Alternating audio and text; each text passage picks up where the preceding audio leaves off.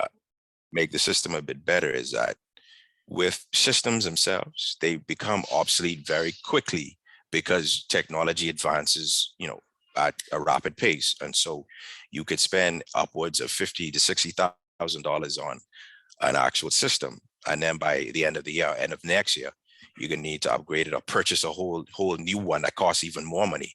And it just because it comes with so much more. Now, for me, I would say that, a way to enhance this, we could move away from the model of purchasing systems.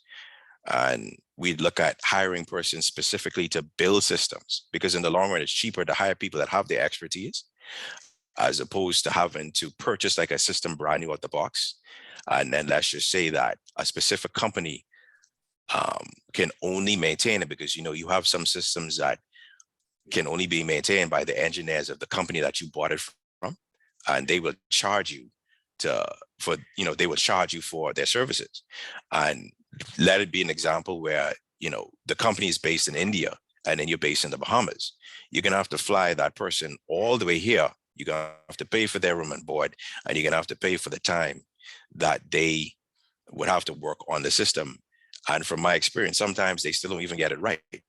So, that's a lot of money wasted. And I think by hiring people in-house who have the expertise, who can actually grow and keep the system updated like that, it's more efficient and better for the company in the long run. At one point when I used to work at Scotia, they had a system set up like that, where they designed their own databases. They had a dedicated team, an IT team that just did that. And I watched as the system grew. And so, and even with other companies that I've worked at before, in addition to Deltek now as well, to me, just looking at it from that perspective, from a cost savings perspective, it does add value over the long run for the company. Good. Oh, I still got more. I finished yet, sorry. Well, you have about another minute. Okay, yes, ma'am. Okay, yeah. Yes, ma'am. Okay. Another important part of recruitment is to also maintain the proper personnel records. And the reason why that is because these records construct the identity of the employee. And just to give you an example, sometimes it consists of your bio page or your passport, your national insurance, your police record, resumes, maybe, and it depends on companies. Some may ask you for one reference, others may ask you for three, and they may also do what's it called, an identity check or verification as well too. So all of that is a part of it. Additional information is actually stored, with these records is your performance appraisals, your salary increases, your promotions, demotions, sick slips, that sort of thing. And all these things kind of make up the activity of the actual employee, whether it's just that they're temporarily for a month to if they've, a long timer for about 20 years, everything is recorded, and it's imperative that you keep up to date with each happening, because that's the only way that you'll be able to reference employee. And imagine if you had audits by compliance or central bank came in and your file complete and not up to date, that's a whole different thing altogether. And then what I'm gonna, because I'm limited, I have about 30 seconds left, so I'll just go into compensation and benefits as well, because that's also a key component or part of the recruitment process as well. Because we all know, anytime you get a job or you go on an interview, the one thing you're going to want to know is, what's your salary? What benefits are you getting? And so all of this is a part of maintaining proper employee records. And like for us, like I said before, with our system, as an employee, only the employees have access to their information. So you can go in and you can see your salary. You can go in and see your job description, your job grade. You can also see what benefits you do have. And it's pretty standard across the board, with the exception of temporary people, because temporary people aren't allocated the same benefits as full-timers. And so I would say that all in all, these are the core components, or in my view, the core components of the administrative function for recruitment, which is a very important aspect of human resources. And what was your recommendation for that? Oh, my recommendation for compensation and benefits. Yeah. My recommendation for compensation and benefits would be, initially, when persons come to an interview, companies like to, lowball you as much as you can. And that's just across the board. Now, for people that have skill sets, they pay for those skill sets. So for me, my sorry, sorry, excuse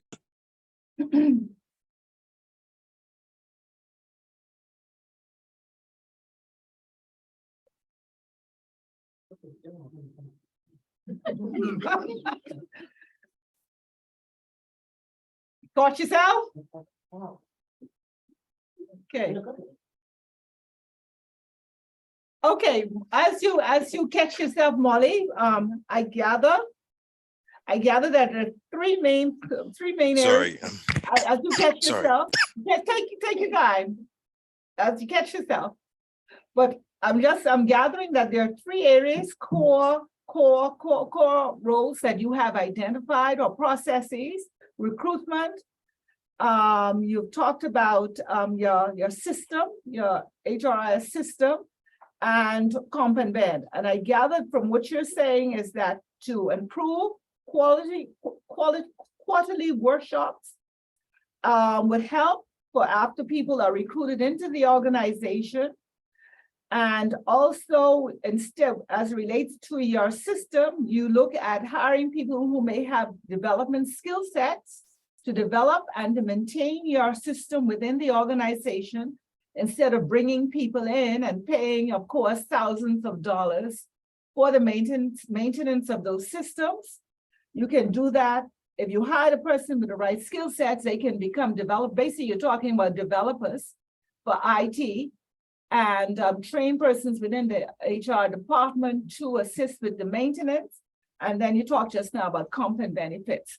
So there are three areas that you've looked at as three core processes. Sorry, Okay. and yes, ma'am.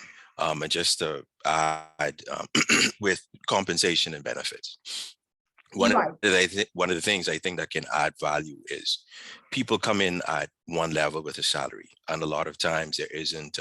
Sometimes there isn't a clear-cut road to say, okay, if you do X amount of work and you meet a specific goal and it's measurable by the percentage, your salary will increase, stuff like that. So for me, it's more like having clear-cut salary expectations, meaning that at the end of the year, your salary will go by X amount if you've met a certain particular criteria.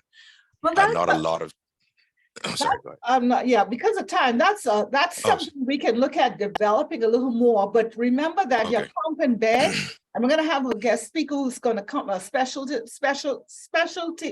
who has specialty skills in this area, talk to us about comp and ben, and salaries do not just hinge on performance. Performance is one of the criteria of how people are compensated and benefit. But there's some other sub-core processes or activities that are involved in comp and ben that contribute as to whether a person salary increases or stays the same. And one of those is also, that is relating to that, is if the organization has had a profitable year. We can perform, we can do exceptionally well, but you have so many unexpected things happening which outside the organization, which you have no control of, for example, like the pandemic, which shut down businesses internationally and locally, where even though you worked harder in some instances if you were working remotely, and in our country had the double whammy of Dorian that complicated also the pandemic. And even though you worked hard and you performed, and in most instances you may have met your performance objectives, you still could not get a salary raise. Okay, so there are other things, so it ain't just performance. So keep that in mind as we move forward here, okay? Yes, ma'am. All right, thank you, very good. For the rest of the group, we got 5 minutes, basically, to do our presentation. Ms. Bodie, we will now have you. Now, I did not know about this because remember last class, my internet was acting up, so I was not informed. So I'll have to type it out to you and send it to you tomorrow. Okay, if I can. Yes, you were cut, you were cut off in and out. Okay, Yeah, if because that of the happens internet. again, follow with someone in the team or myself, if it happens again, so that you know what the expectations are, okay? Will do. Yeah, on page 6 in the book, and then, yeah, Hassan, you didn't have the book either. So, Correct. okay, and, your document, email it to me, okay? And for Molly as well, the email cyprianab@gmail.com, CYPRIANNAB, B as in Bethel, just B, cyprianab@gmail.com, okay? Will Thank do. you. Yes, CYPRIANNAB, just B as in Bethel @gmail. Okay, great. Abigail, let's have you next, please. The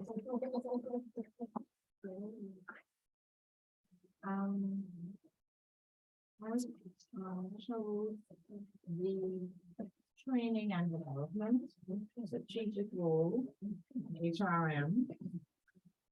Wait, that's fine. It doesn't have to be long, but just, I want you to project, or you may have to come closer to make sure.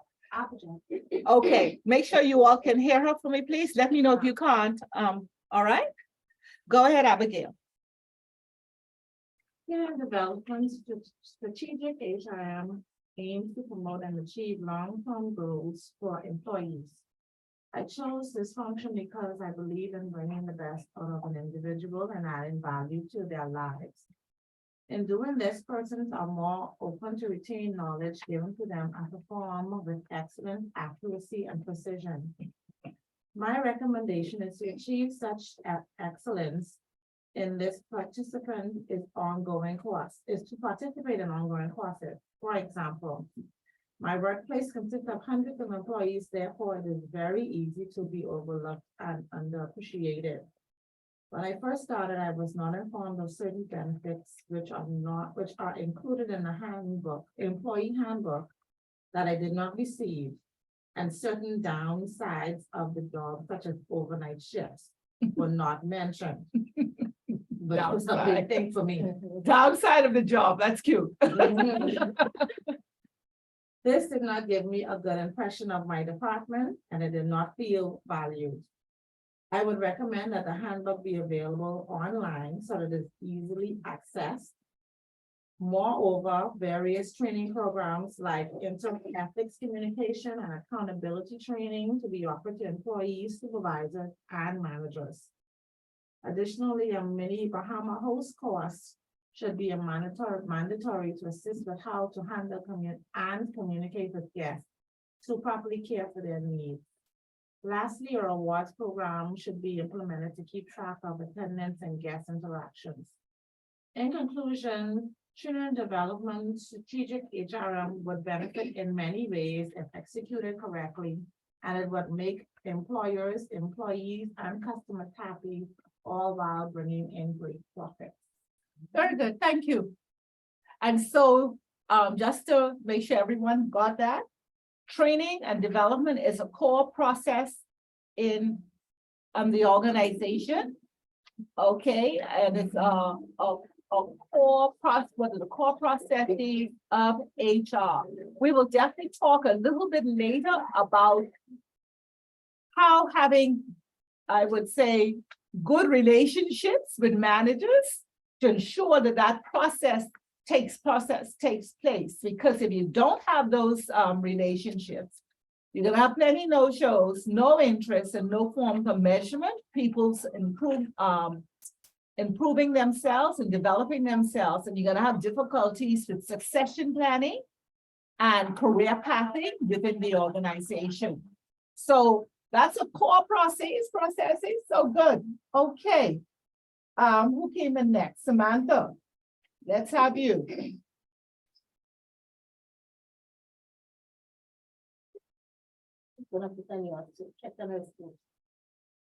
What's that? Sorry? Yeah, but even though you're begging for mercy, you have to present what you did. Okay, you may not have written it out. Okay, but you should be presenting. What you don't have it written, okay, you were just gonna do verbal? All right. So we have until tomorrow morning to send the written document in. Denise? Okay. Good evening. So some of the core processes for my organization was. 1 minute. Can you, Bodie and Molly, can you hear Denise? Yes. Molly? I can hear, sorry, yes. Okay, great. Sorry, go ahead, Denise. Thank you. So in completing the page 5, some of my organization core processes are as follows. Well, I work at RBC, so it's RBC culture.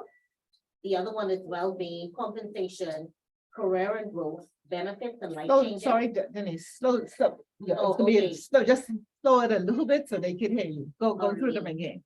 RBC culture, well-being, compensation, career and growth, benefits and life changing, time off and leave, hire, job, and exit. Those were just some of the key organization core values for my workplace. And what I wanted to talk on was time off and leave. So in addressing time off and leave, this is something to me, it's a very gray point when it's done in a way where a lot of people do not take, I guess, a keen eye or do not nip it in the bud and tell it in excess.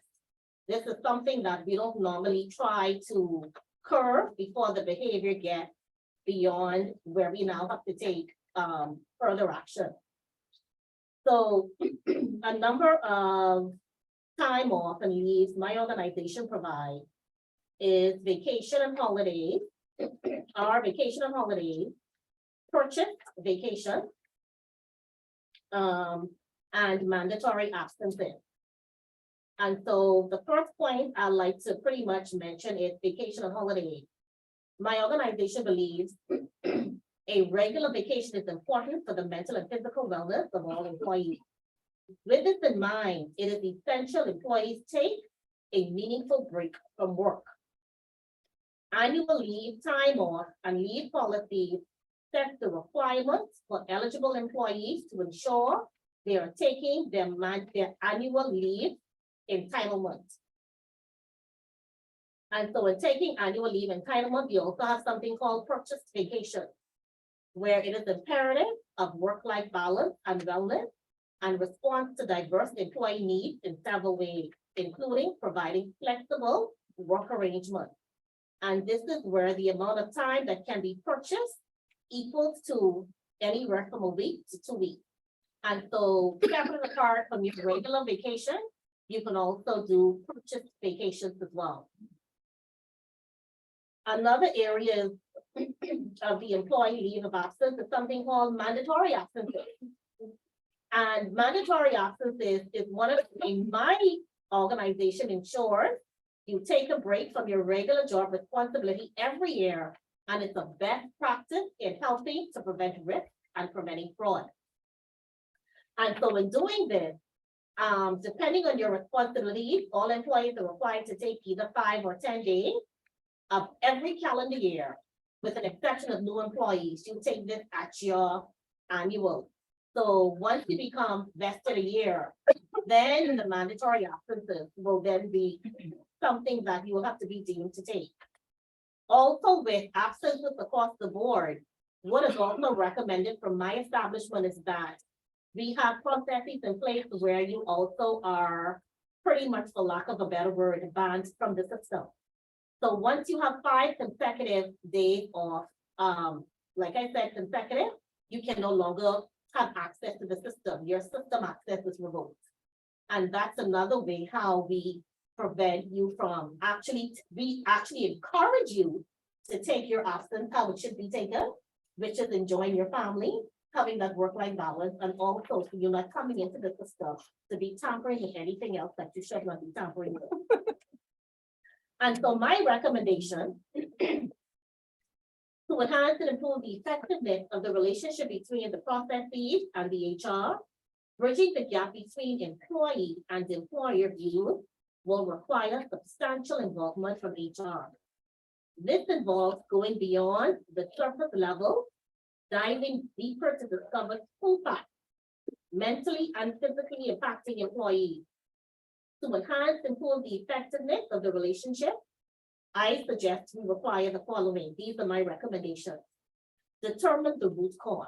What is actually causing the employee to have excessive absences? What's going on with the employee? Focus on the 3 P's: purpose, prioritize, and performance.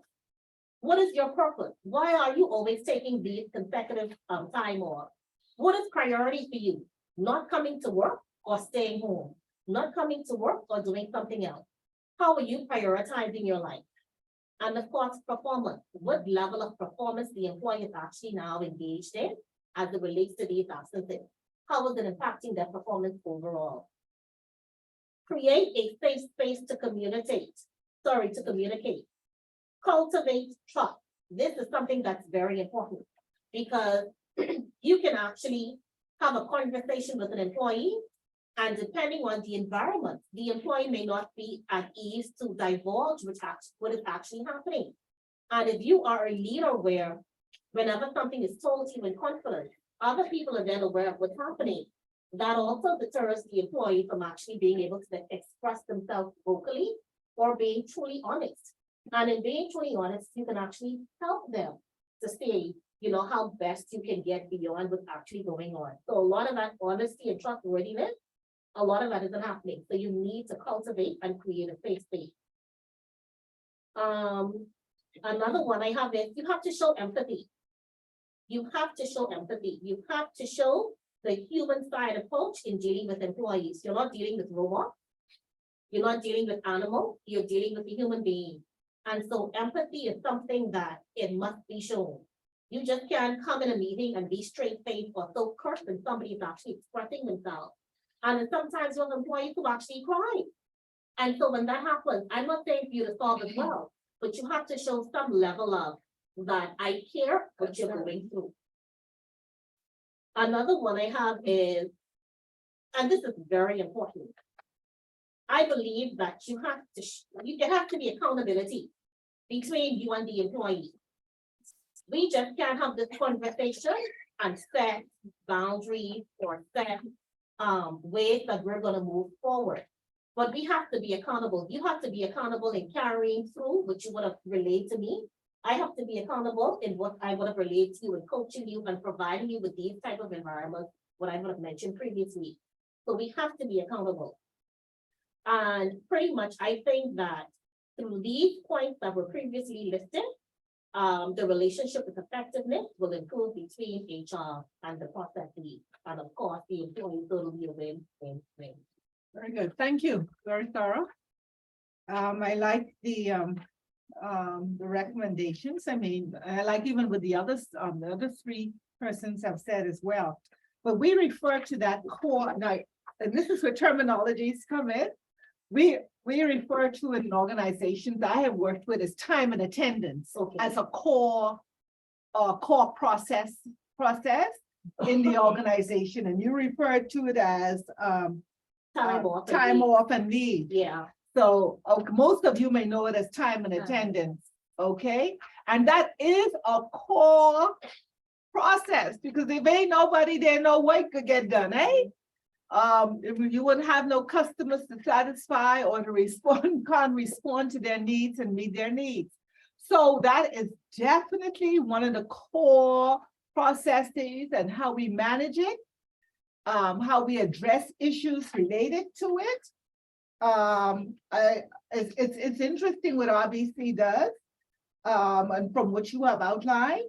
And when I haven't heard this one for a long time, purchase vacation. I know government agencies need that.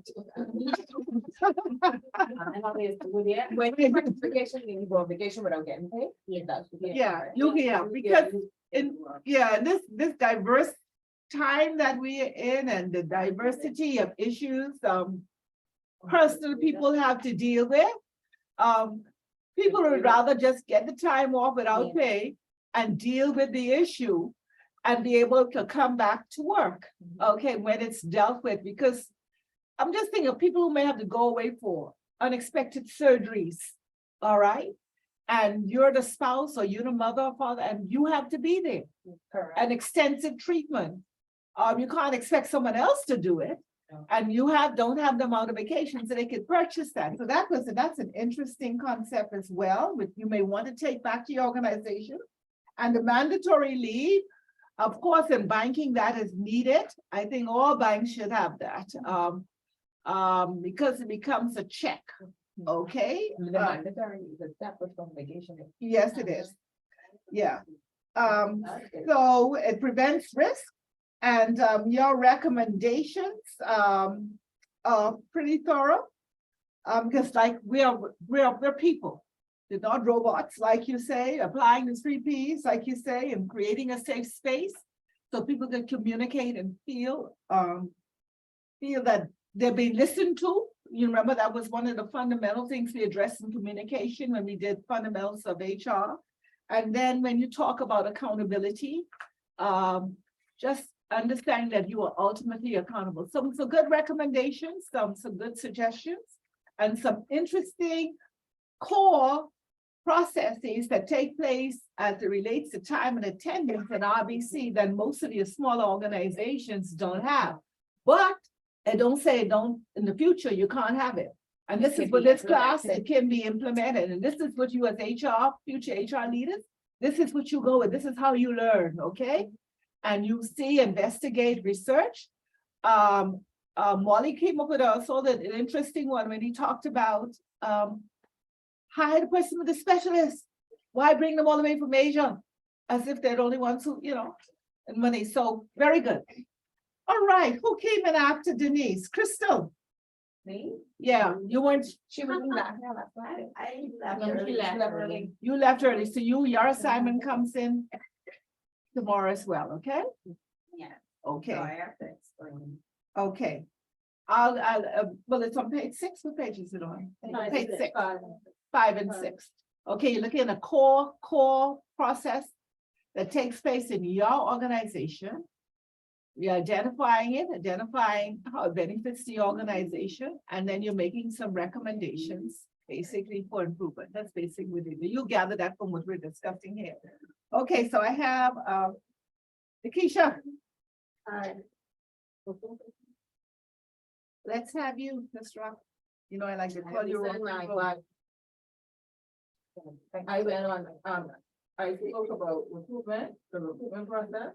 I Mhm. can't elaborate right now, but I'm gonna send it. You don't have any information to contribute towards it? You're participating? No? Okay. All right, Anastasia?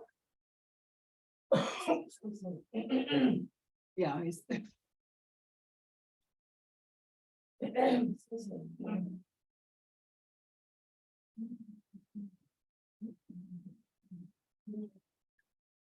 You good? Yeah. Great. The one I chose was the strategic role of succession planning. Oh, yeah.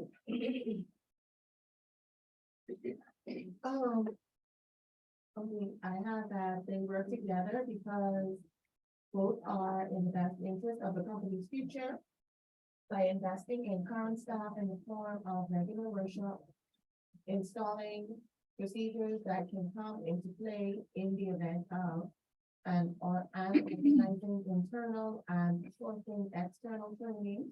The company's future is secured, while at the same time ensuring that if anything from a simple illness to death happens, the company will not be irreparably damaged on day-to-day operations to carry on immunity or shorten life.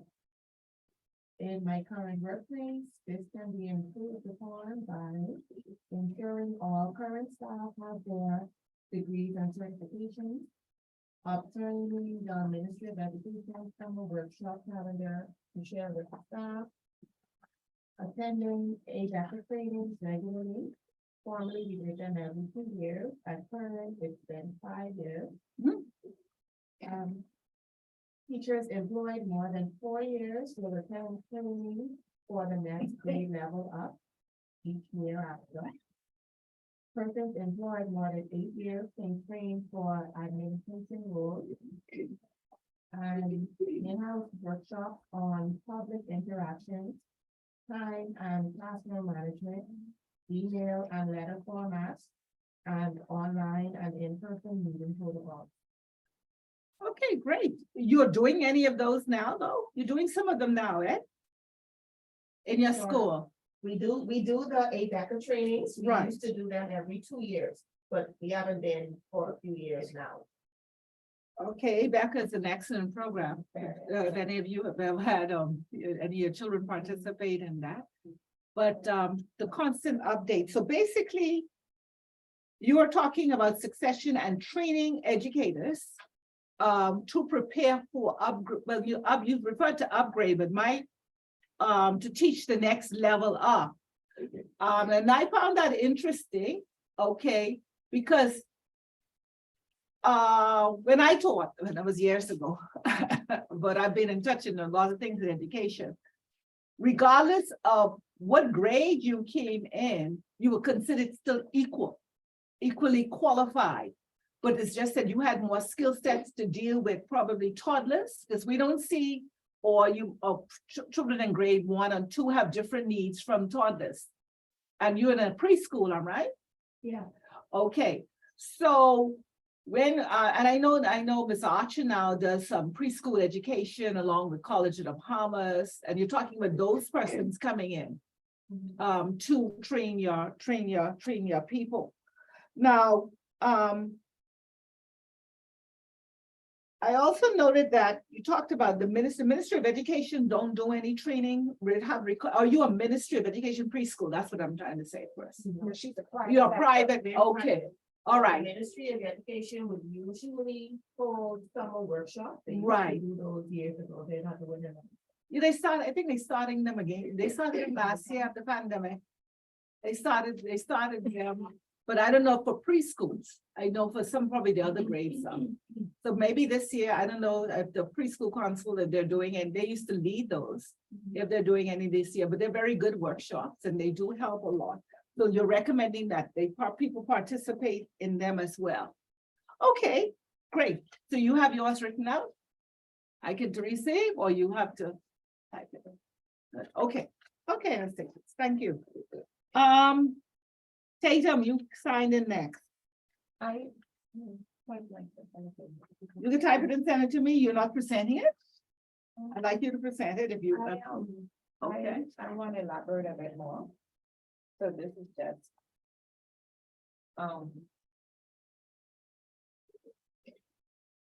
Okay.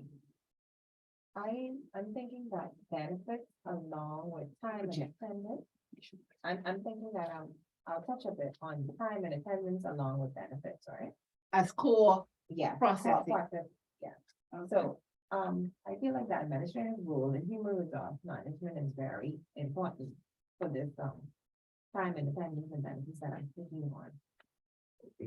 With time and attendance, this role keeps a record keeping of maintaining the employee file and when they come to work and when they leave, along with the benefits such as claims or sick leave. This information must be performed very accurately, proficiently, effectively, and efficiently. With this rule, an employee needs to be very organized and keep records in order. The employee then will now see that his job is very important to the establishment. To enhance this rule, I feel that in a company, this should be made as a department and not something that one person does. Because in a smaller company, we realize that in human resources, they just normally have one person. And that can become very overwhelming. So I recommend that that role or this role should become a department. I suggest that the information which you given like 6 slips or clean benefits that you provide the employer should be given you online, for example, using a portal system so that you can have everything tracked. And it makes it a little bit more harder for anyone to manipulate the system. And it keeps everything in order. Along with getting away from the paper. So, that's just something right now. Okay, fine, okay. So I'm getting you're producing, presenting time and attendance and the benefits of it, and I gather that the claims, you have problems, issues with claims and. Like, okay, like with the paper, if you literally bring it in, sometimes it gets misplaced. Misplaced, yeah. fraud as well. However, so that's why I said, something like that, I'm suggesting that it should be done on a portal online. Right, an HRS system would afford you that, but do you really need a department? You're recommending an entire department? Or you're recommending specific person to be delegated that duty? That's what I mean. Okay, Yeah. all right, okay. Because a department now, that Yeah. requires, that's a lot of money. Right. Yeah, so, yeah. But if you have an efficient HRIS system, it can be managed very effectively and Right. appropriate reports can be given. And, But that's pretty costly as well. and right. that's why Molly is suggesting, remember initially, bring the people in with the skill set who are to then become developers and they can manage it and they can create it, manage it and maintain it. Okay, and deal with IT issues related to it. So he feels from what he said that it may be more cost effective. Right. And that's why you find a lot of organizations now have extensive huge IT departments. They do. Because they have so many specialty skills to address the core functions of these different processes which are found in the organization. But then too, like I was saying, like human resources is so bad. Like when you say human resources, like you have a recruitment and training department or somebody who deals with recruitment. So claims and benefits, that's a different department, but that's still all in human resources. It's right or units. wrong? We don't call it department, we call it units. It Okay. becomes sub-units Okay, so yeah, of the teach me, department. teach me. No, Okay, that's okay. yeah. Teach me. It becomes sub-units of the department. When Okay. the organizations, we had somebody, manager time and attendance, we had somebody, several persons dealing with compensation and benefits. So this is. I'm dealing with payroll, okay, which was a subsidiary of CompanBed. So Paul, so what happens when you have a human resource department with one person? It's very difficult because of the diversity that's happened, You but it you want depends. the department, Yes. nobody else, you don't have nobody else to do, that's why I said. It should be and this is my recommendation. Recommendation, okay, Exactly, so great. my recommendation is. Okay, It all depends on the size too. I feel like even in terms of it being with the size. It should always be two or more, 2 persons for me, because what happens when the one person has to go on maternity vacation, you need to have somebody else. that's why you have the cross, that's why you have the cross. But they may not have Cross someone training. actually an HR officer, Mhm. but there may be someone else in the company who can do the job. do the duties that cannot wait until you get back. But like I say, for me, for my recommendation, I Yes. feel that Yeah. that should be mandatory, like you should have a team of more than one person, and that's what I said. And that's the best, that's the best, And that's the best. that's the best practice, and we're That gonna would be be the best. establishing best practices, Yes. as you say. Okay, that may be one of them, and it depends on the size of the organization, if they could afford it. But it is a lot of other intricacies involved in that, but what we want to establish that it is a core process in the organization, which you have to pay attention to in your recommendations. Oh, pretty good. Okay, good. Thank you, Glenn. I didn't type it, but I did it, But but I can speak on it. yeah, I want you to speak on it then, and then, I'll type it and send it to you. yes, please. But more. Okay, so I did recruitment and staffing as it relates to my sales department at my company. And I'm looking at it from the administrative HR role function. Can you all hear her, Bodie? Yes, I can. Okay. I Molly? can as well. I can as Okay. well. Okay. Right now, we're a new company, so a lot of the practices and procedures we may be used to here in the country, it's not practiced at my organization. I am here specifically because I try to implement as much of it as possible, and I'm trying to teach my other team members the Bahamian way, because they're not used to it and it's new to them. So, recruitment and staffing as it relates to the sales department. Right now, my sales department, they mainly focus on just talent and what's the word? I have the word here. I just was learning it in my head. Talent and experience.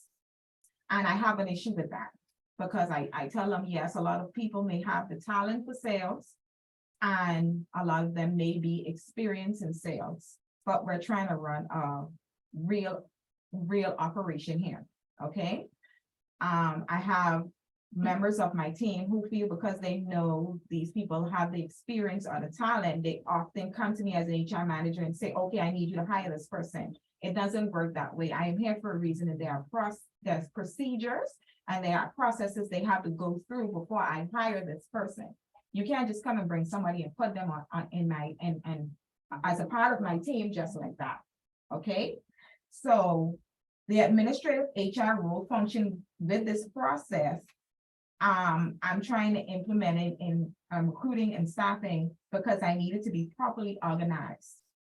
And I need all of the information as it relates to all of these new persons that we're recruiting and bringing on as our staff member to be accurately processed.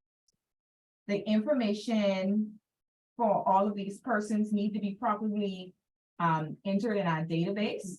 We need to make sure that we have the correct information for everybody. We have all of the information for these people before we decide to just put them in the organization. I mean, it may seem weird to you guys that that's the way they operate, but that's what they do with sales.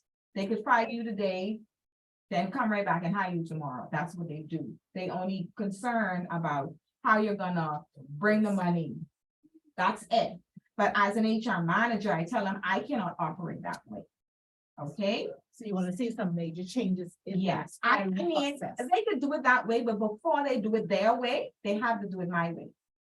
Okay, my recommendation to them is if you have somebody that you feel has the talent or the experience, you bring them to me. Ms. Forbes, this is the person I am interested in.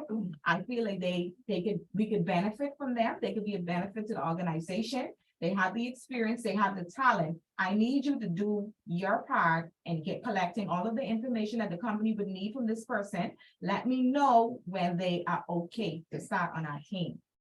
I have an issue with that. They do not like to do that. They bring the people in. I come to work.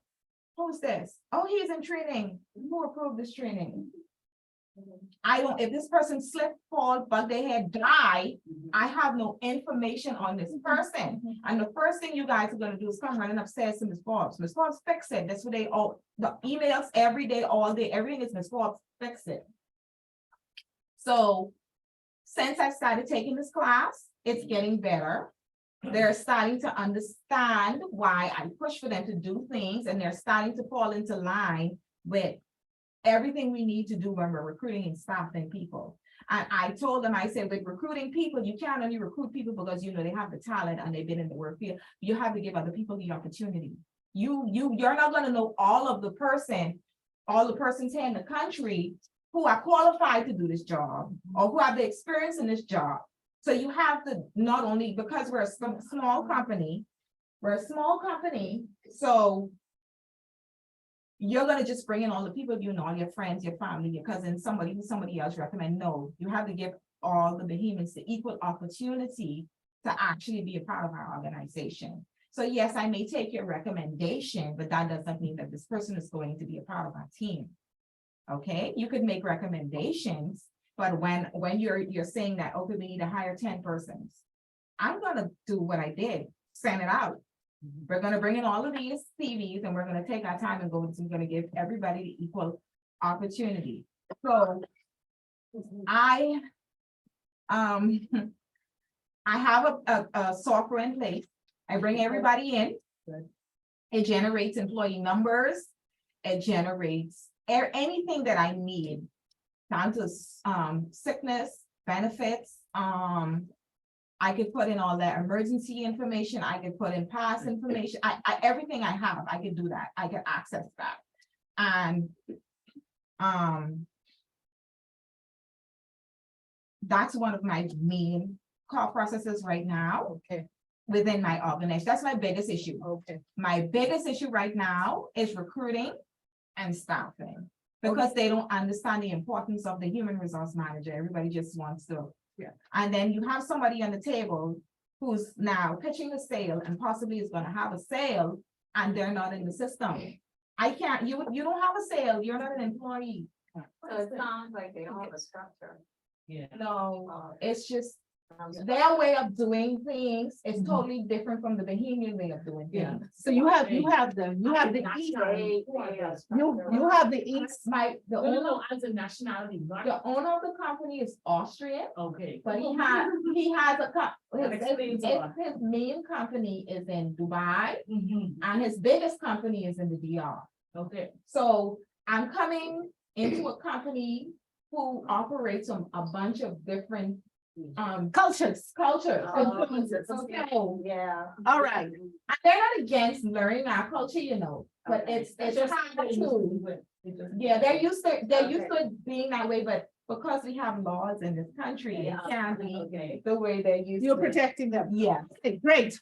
So we have here the core process that's been identified is recruitment and staffing. That's one of, and that seems as if that is when I say the main process is because, yeah, the success of that organization. But then you have issues, excuse me, as how it's done. And so your recommendations are leaning towards which your HRS system now provides for you with basic information that you need to gather. And as I listen to you, I see one of the main things, challenges here, how you pay the people properly if you don't have da. Yeah. So if they don't go through. If they don't go through you. Exactly. So that's one of the challenges that you do have. So that's, and as we share, Randy, as we share, and you've got some additional things that you can add to your staffing and recruitment to improve it, okay? And we're gonna share some more stuff this in a little while about this. Okay, let's wind up. Kendra, you weren't here, right? No, but I did get a question from my dear Denise. Oh, she's so kind. Yeah, but I think I kind of integrated this wrong. Listen, I mean, you can still listen to it. Yes, please, And Kendra. I can still type it or whatever. So I selected customer success and satisfaction. So, Wrong. You did no. So let me read what I have. As we know, HR is the heart of every organization. The HR department is often tasked with hiring, training, and dealing with employees on a regular basis. We often forget in the workforce that the experience of customers is impacted by the entire organization. However, in my organization, service is not on the table as it should. The HR department is the service area as mainly everything is brought to the desk of an HR professional. Business owners want an independent-minded HR function, which understands the workforce and can help management balance and bring day-to-day peace. Employee and businesses need to understand that customer service should be something that should be on the table every day, all day. However, customer service is most critical and overlooked in organizations. And this can then cause success not to be long-term or even survive. This task is a major one in regards to HR, as you must remain diligent always when hiring. However, changes in hiring or training sometimes can produce major improvements in customer happiness. Service starts with the HR department, and the HR department must ensure that off-the-map service is being carried out through the employees. The HR department should play an active role in improving employee engagement by listening to employees' feedback. This way, these are my recommendation. And actively communicate effectively with all staff members. By doing this method, it ensures every member of the workforce to feel valued by the company and that their concerns are taken on note and not ignored. Some other recommendations I have would be better approaches to employees, Better, approaches to employees, okay. healthy work environments, compassion and respect on all employees in both positions, whether entry level and senior level. Go beyond, meaning my door is always open, a safe place for employees to come. Don't ignore the power of small gestures. So even if, for example, if an employee said, you know what, it was raining outside and it was a little mucky, so I mopped it up, you know? And then hiring more staff, so more work production can be done and other employees won't feel overworked. Okay, great. Where do you work? I see Markets Limited, Okay, that's what type of company? that is an investment broker. Okay, an investment broker. So your customer service is a core process there, because if your customers, you don't deliver, okay, and get them involved in the investments, you facilitate investments, right? Yes, somewhat, like back office entry work. Right, so if you don't manage that properly, Right, internal customer, the percentage could drop. it could drop, Tremendously. yes. Okay, great, and we talked about in our last class about listening. That is critical, that and you have to listen to your internal customers. And I work for Russian, so. Okay, Oh, that should be interesting. okay, Customer service out the door. yeah, because they're very, because I wanted to marry a Russian, you know. They do.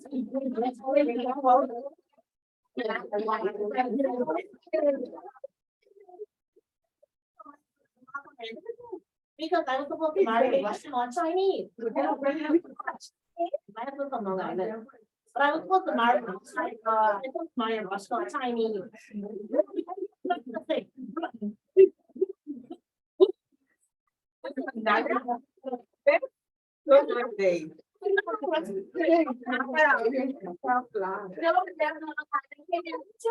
Down Island, big hard work. Very eloquent.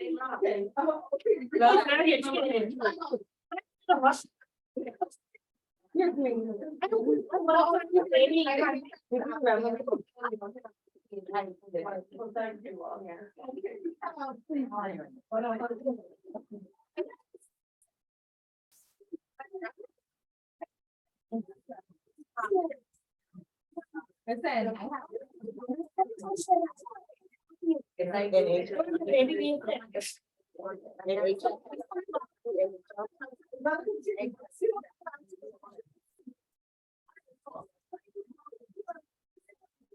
so at least, then,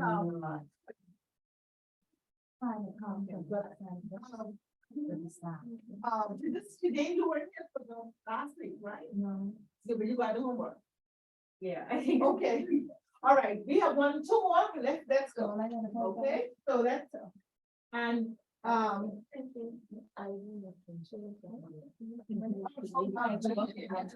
let's start a little bit so they can hear us, they're setting so you can hear us. Okay, Alicia, you want to project your voice? Training and development. Okay. and Strategic role in HRM. The strategic role of HRM is most vital when it relates to the training and development of an organizational system.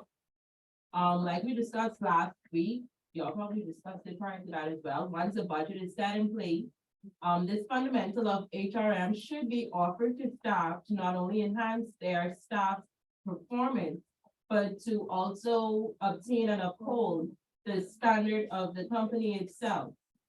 And it should be recognized as an investment. The strategic role emphasizes the value of its employees and ensures the focus of long-term implementation programs, such as certified courses, workshops, and training to keep up to date and in an evolving world.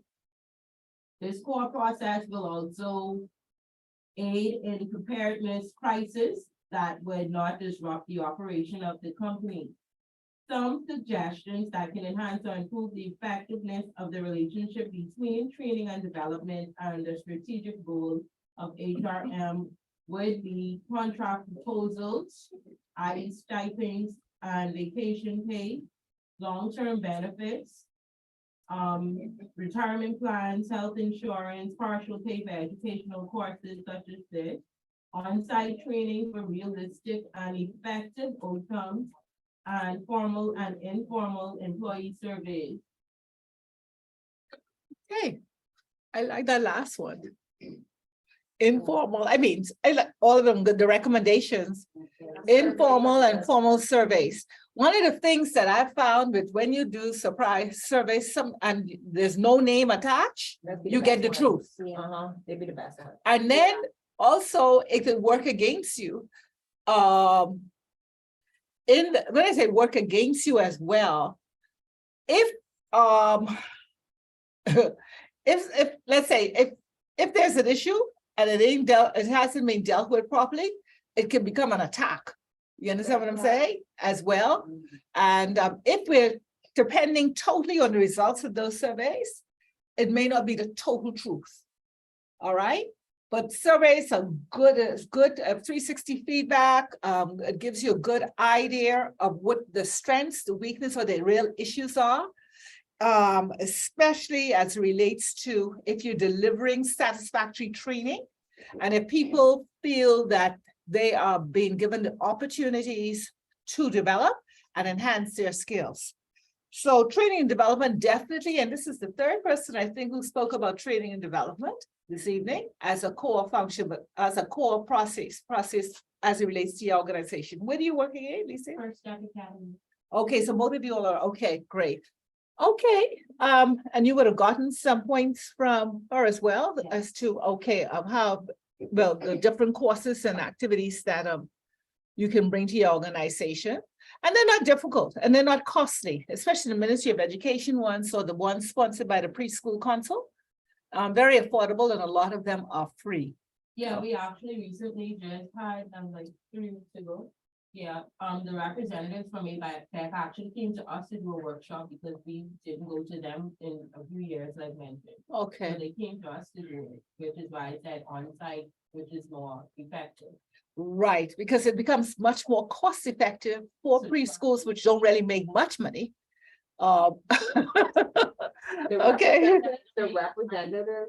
They're not only from Ambassador, it's much more. it touches more. They're from Pensacola. Pensacola, yeah, yeah, Okay, yeah, because Florida. ABAC is a very good system. Yeah, yeah, One of the best. it is one of the Blackwood best. First Step uses it? Yeah. Yeah. What other, NCA uses that Yeah, too. they do. I wonder what other schools. Kingsway used it as well. There are quite a few schools, the Catholic schools used to use it as well. So there are quite a few schools here. And what's the other one, the Montessori, what is it called? That's another one that's very, very effective as What's it well. called? Montessori is, And another one, I can't remember the third one. yes, They Montessori. incorporate three curriculums and Uh-huh. three. Like, That's I it. don't know, It's a curriculum. whatever, Uh-huh. what you want to use. Uh-huh. within their, System they- and- they, you know, Okay. And of course, the one that Windsor and King's College. King's College, of course, they offer independent learning. And the Meridian School, they're very, of course, they can afford those things. Okay, Kendra, and Albany Free School. okay, next, let's get, No, I present already. oh, sorry, not Kendra, Janine, sorry. Okay, I got it from Abigail and Keisha. Hello to them. You can hear Janine, Carol, she needs to come up. Hi, guys, y'all can hear Janine? I get there. Okay, okay, then you may just need to project a little more. The human resource, okay, I did the school HR management, relationships and operational management, and process for leading organization, disaster. Wait, I didn't even get that, sorry, Today, sit right here for a minute. Yeah. That's okay. Okay, that's fine. No, just give us what you have. JJ is gonna keep politics. No, okay, Listen, please. I could explore HR management relationships with operational management and approaches for linking organizational and HR strategies and goals. Well, I did a twist. Anyway, the human resource role functions as the hub of any organization dealing with payments of salaries to employees' personal information, health insurances, compliance, health and wellness, pension, and just some of. 1 minute, sorry. Let's just, I know this has been a. Wait, Tatum, let's everybody just keep Okay, your let me slow comments down. so she could. Because you see, when it goes to the system, it becomes mumbled, Okay. all right? Okay, sorry, go on, Janine. The human resource role functions as the hub of any organization, dealing with payment of salaries to employees, personal information, health insurances, compliance, health and wellness, pension are just some of the functions of the department. The human resource role also functions as the feel-good role for ensuring on reward and recognition, responsible for employee anniversaries, functions or celebrations, like Christmas parties, quarterly socials, and events to celebrate the country's independence and holiday activities. The role deals with the whole man on the job, covers all areas to ensure the goals and strategies to keep employees and get effective results are met. In my organizational system, all the functions mentioned are met and consistently revisited to make improvements, and this is done by employee opinion surveys, covering a myriad of functions to get feedback from the staff on how to improve and or change some things that may be working well or need to be upskilled. I'm not able to speak to one function as all are captured in the employee package. And as mentioned, staff surveys assist in making changes and improvements. So my recommendation is to staff survey. Okay, great, but, very good, Janine, but listen, tell us what, if you said all of those things are important. If you were to identify one core process, which would be the most, one you would promote or push forward more? I would push forward more the health. I guess English. Health and wellness. Health and benefits and wellness, because your person's on the job who, they look well, but they're not. Okay, great.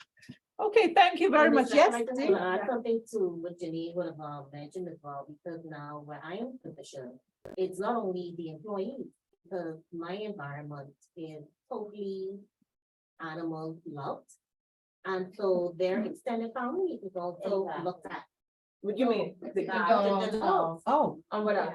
Yeah, diversity. the dogs, and again, the extended family.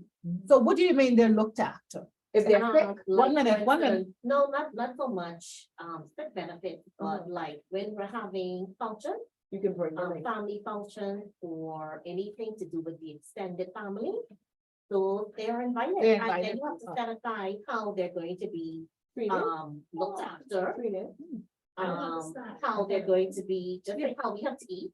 Mhm. how So they they're can gonna be provide the looked dog after with the during food. the duration of, Listen. during the duration of the function. Okay, And so- but Janine, go on. No, I think sometimes too, they get leave for those type of things too, Yeah. because we had improved our HR. I mean, we were the same company, but some people may say they're taking a day off to deal with Their animals. their.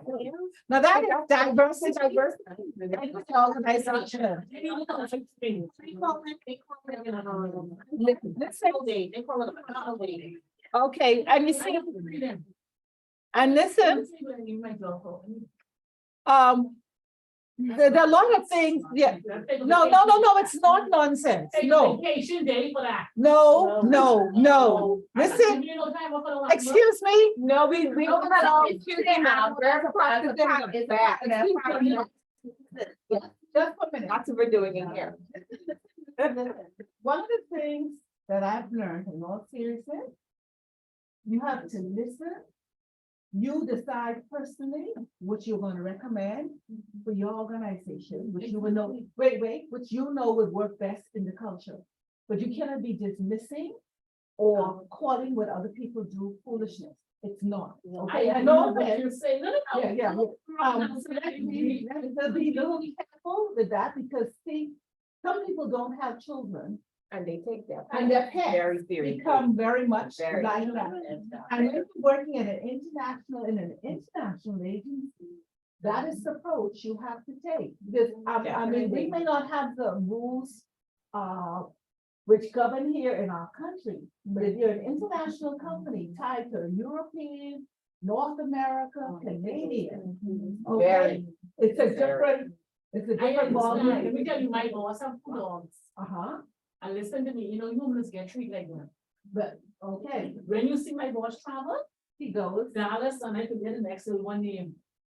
Okay, they back and forth with him, and Dallas is a big old dog. So I understand. Okay. because you see, I But I'm just saying, my, like my person, my business. Don't know, but In my environment, Mrs. Bethel, there's a restaurant downstairs called Bitu. And the animal, Bitu, Okay. it's an Italian, restaurant, like deli Uh-huh. restaurant. uh-huh, And the animals are very much welcome. Yeah. And they are at the They table. have feeding dynamic. And everything. So Yeah. now it's on the butt, but I made the little small one, I'll be honest with you.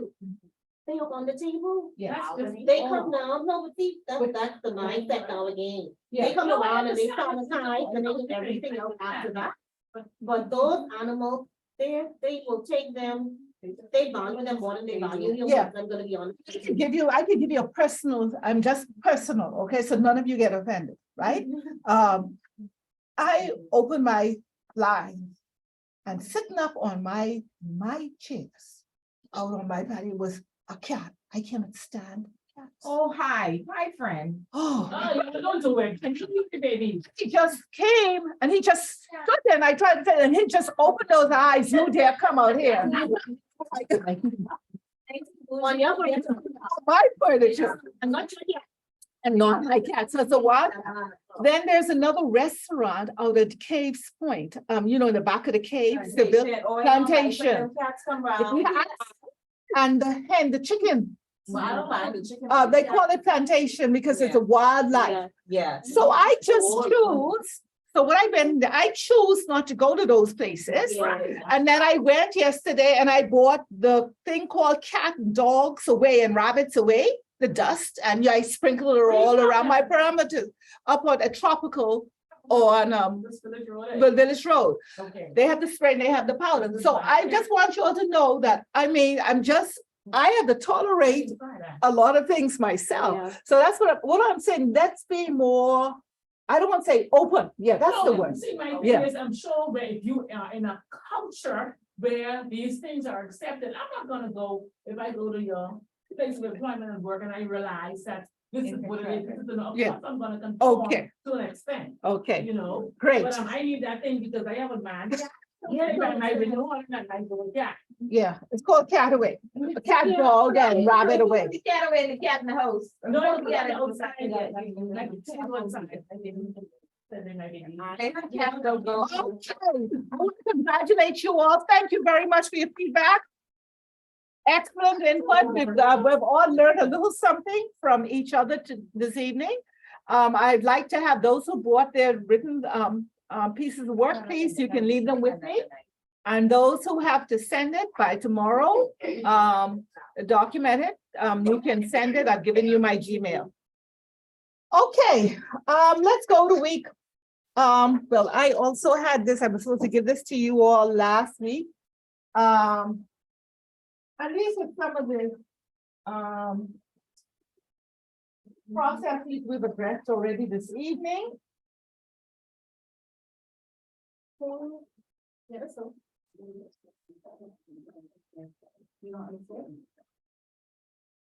I know, 3.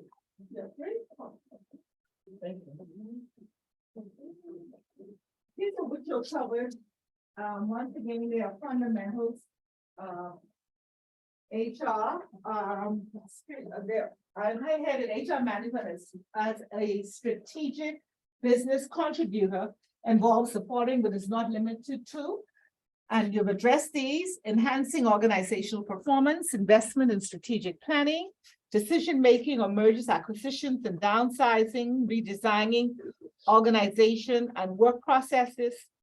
And that's what we have addressed to some degree tonight, ensuring financial accountability for HR results, expanding human capital, attracting and retaining human resources in the organization, developing human resource capabilities, and identifying and rewarding performance. Now, you have addressed most of them tonight. These are some additional core processes that happens as it relates to HR becoming a strategic partner in your respective organizations. So like I said earlier, you can take them, run with it, decide what's of value to your organization, and try to implement some of them. And I say over time, okay? We're gonna come back to the exercise 1 and 3 and 2, but let's go to page 1, where we're talking here about exploring HR management relationships with operational management and approaches for linking organizational and HR strategies and goals. Underneath it, it says organizations are. Page 1. No. Right after the call line. Page 1 of chapter 2, go turn to more.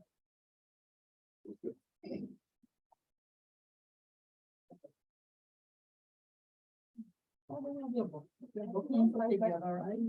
I don't have one here. That's page 7. Yeah, okay, yeah, okay, she has it.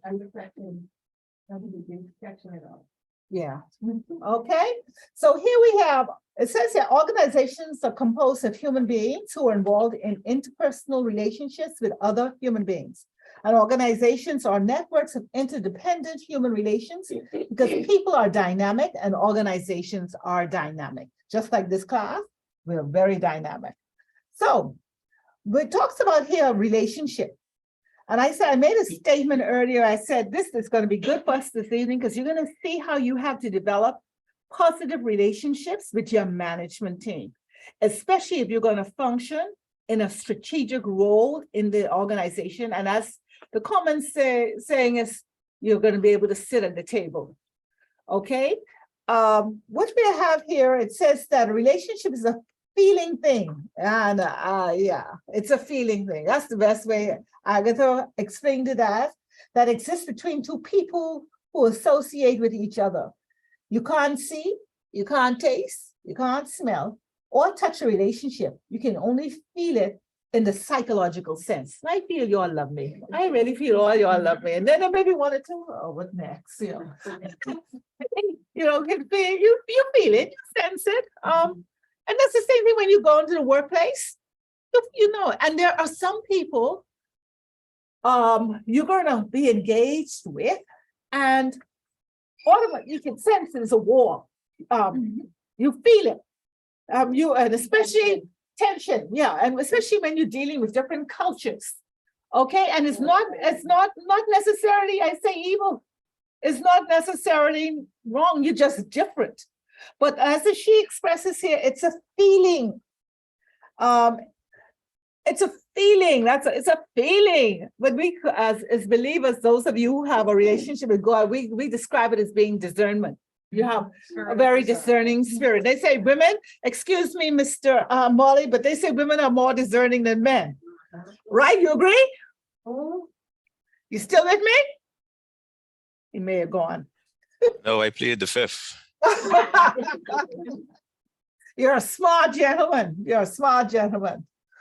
Okay, so it's a feeling thing, but also how people treat you. If there's mutual respect, you overcome all of those things. If you're treated as a professional, and how you address, how you behave, how you interact with each other, you have that mutual respect, which builds the relationship. And we often say, I ain't come here to love you or to fall in love with you, and I don't sleep with you. That's what you hear, you know? So I don't have to go to all of that. Just have mutual respect. when you're dealing with each other and as your management, especially those who you report directly to in meetings, make sure that there's mutual respect in the relationship. So it says explore the characteristics of job relationships and social relationships. Okay. Let's just list quickly. Everyone just list quickly some job relationships that you feel is needed in the organization. Just quickly. But no, just list it. List it for me. Just list it quickly. Job relationships. Well, for example, truthfulness, Yeah. honesty. Integrity. Okay, list them. Okay, everyone list them.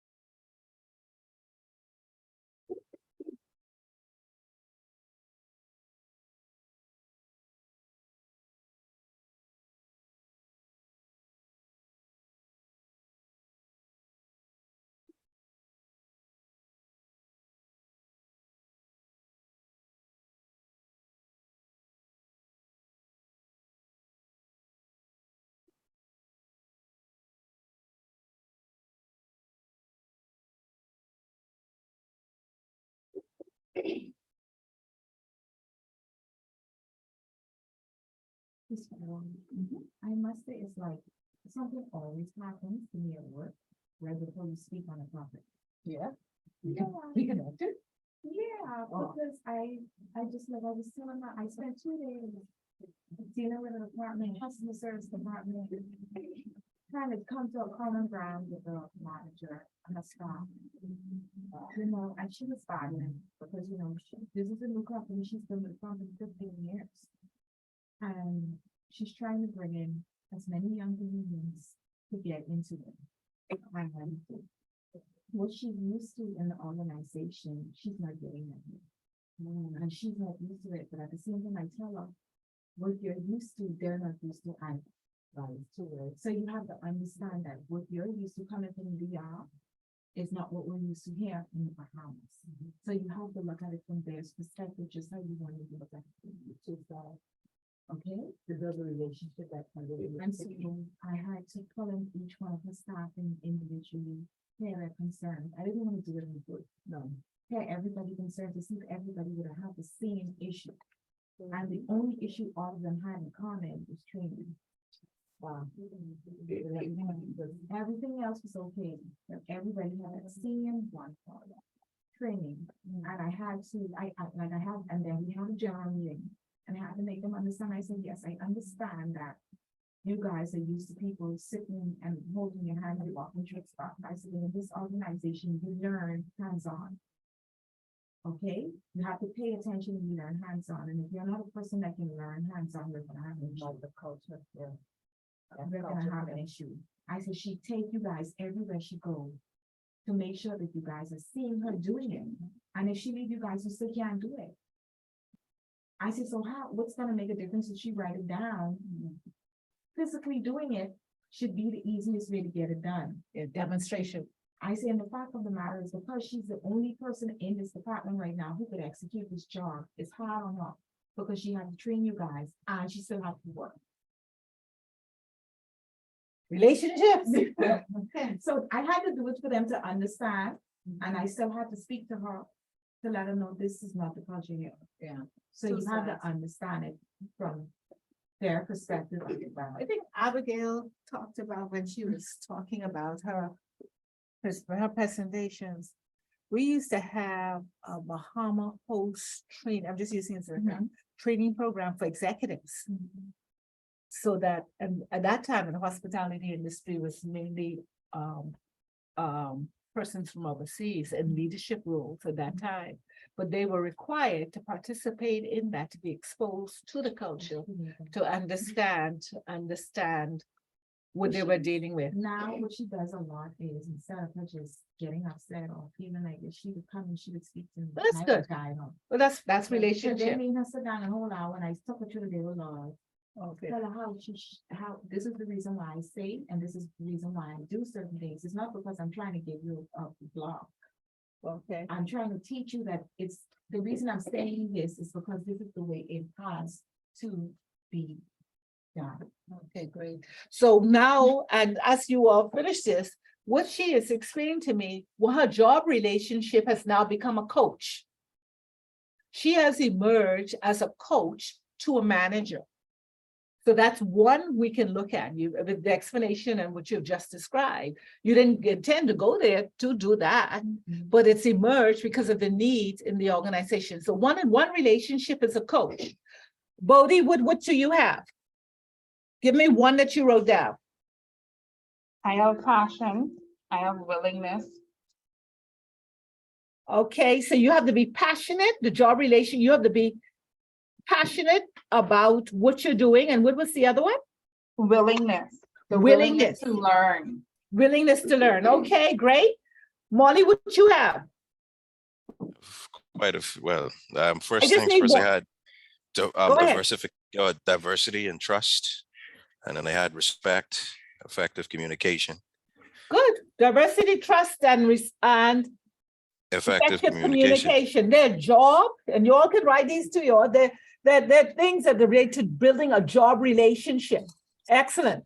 Abigail? Transparency, very good. Okay, if you got, if you're building that job relationship, be transparent. Just be who you are. You don't have to put on no airs for no one. It doesn't matter. Okay, Denise, what you have?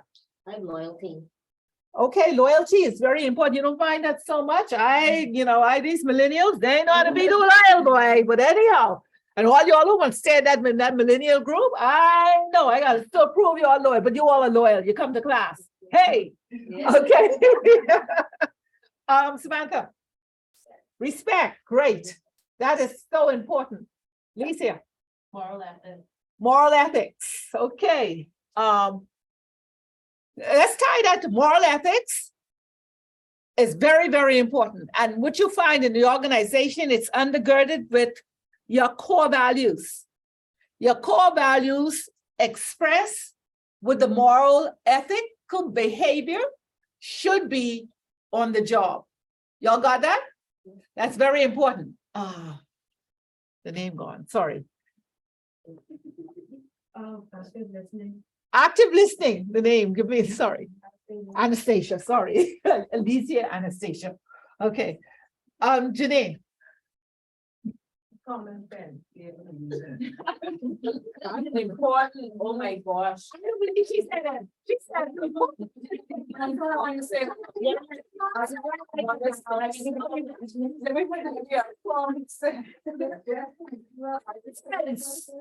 You all agree that's missing? Yes. Kendra. Self-awareness. Okay, explain that to me. That's a job. We're talking about, I don't quite understand them, but I want you to explain it to me. Okay, kind of like so much he like, all right, standing on your word now, taking accountability for your action. I think. Okay, that's a job, being able to become accountable, but I thought you was going a different route because you said awareness, what you said? Self-awareness. Self-awareness. Self-awareness ties into me. I thought you were going to say something about your self-esteem and your self-worth and your self-value. That's very important, loving yourself.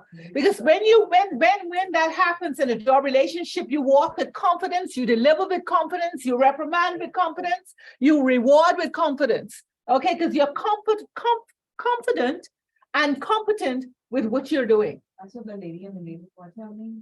Okay. You have to be confident. You can't, and if you're wrong, you correct it and you move on. Burrows. Oh, What you have? emotional intelligence. Emotional intelligence. Okay. A lot of people don't have that. But some people, they're very volatile in their Yeah. character. Yes. Like they just fly off the wall. and sometimes talk to you, however. they And feel. if you don't know what emotional intelligence, some of you may not be quite aware, you need to read up on it and what it involves. It talks about empathy as well. I have empathy and compassion. You have empathy and I have empathy compassion. and compassion. Hills, you have, I have a bunch of stuff. let me hear what you have. Let me hear what you have. I have, empathy, openness, transparency, professionalism. Diversity. Okay. Professionalism, let's touch on that one a little bit. What I have, and I don't know why. I got something. What's that? No, let the key, go on professionalism. Come on, expound on that a little bit for me. You right on. No, I know, but I mean, like, the way you carry yourself, you have, you know, the environment that you're in, don't act like you're in the yard, you know, Yadi. yeah. Okay.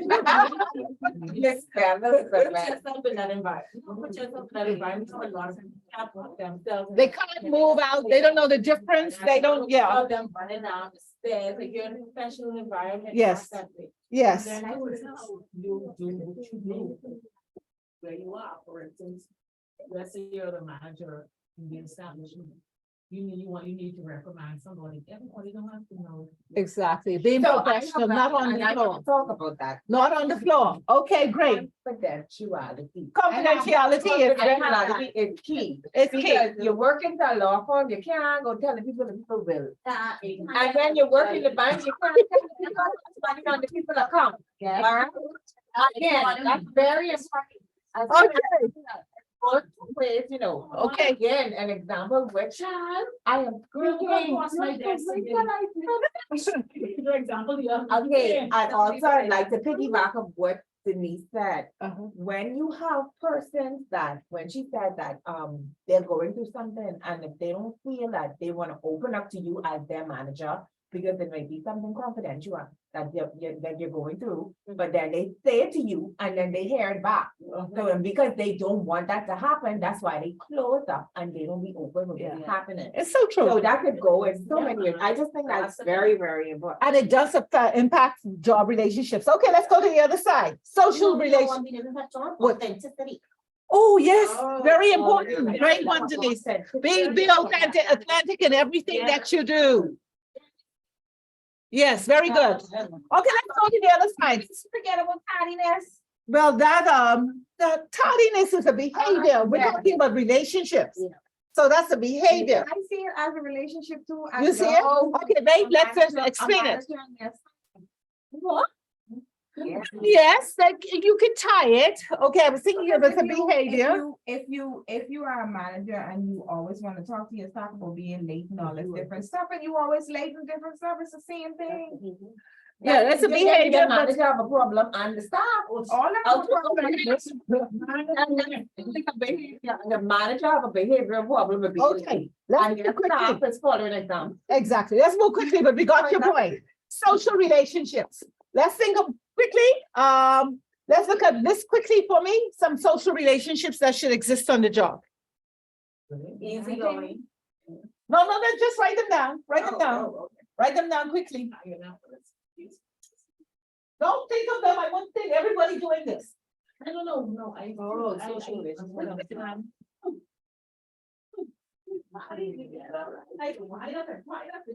That's what's funny. Oh, okay.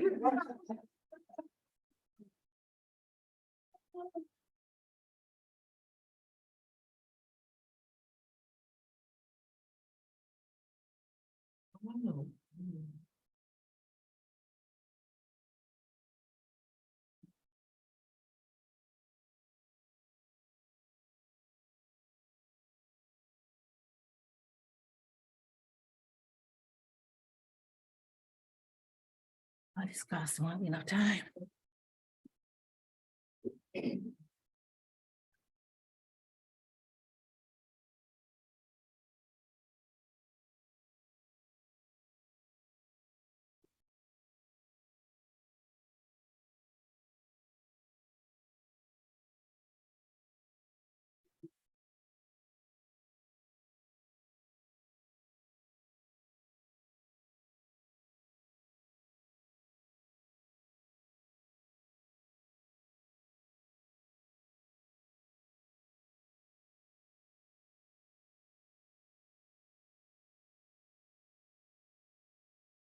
One more minute.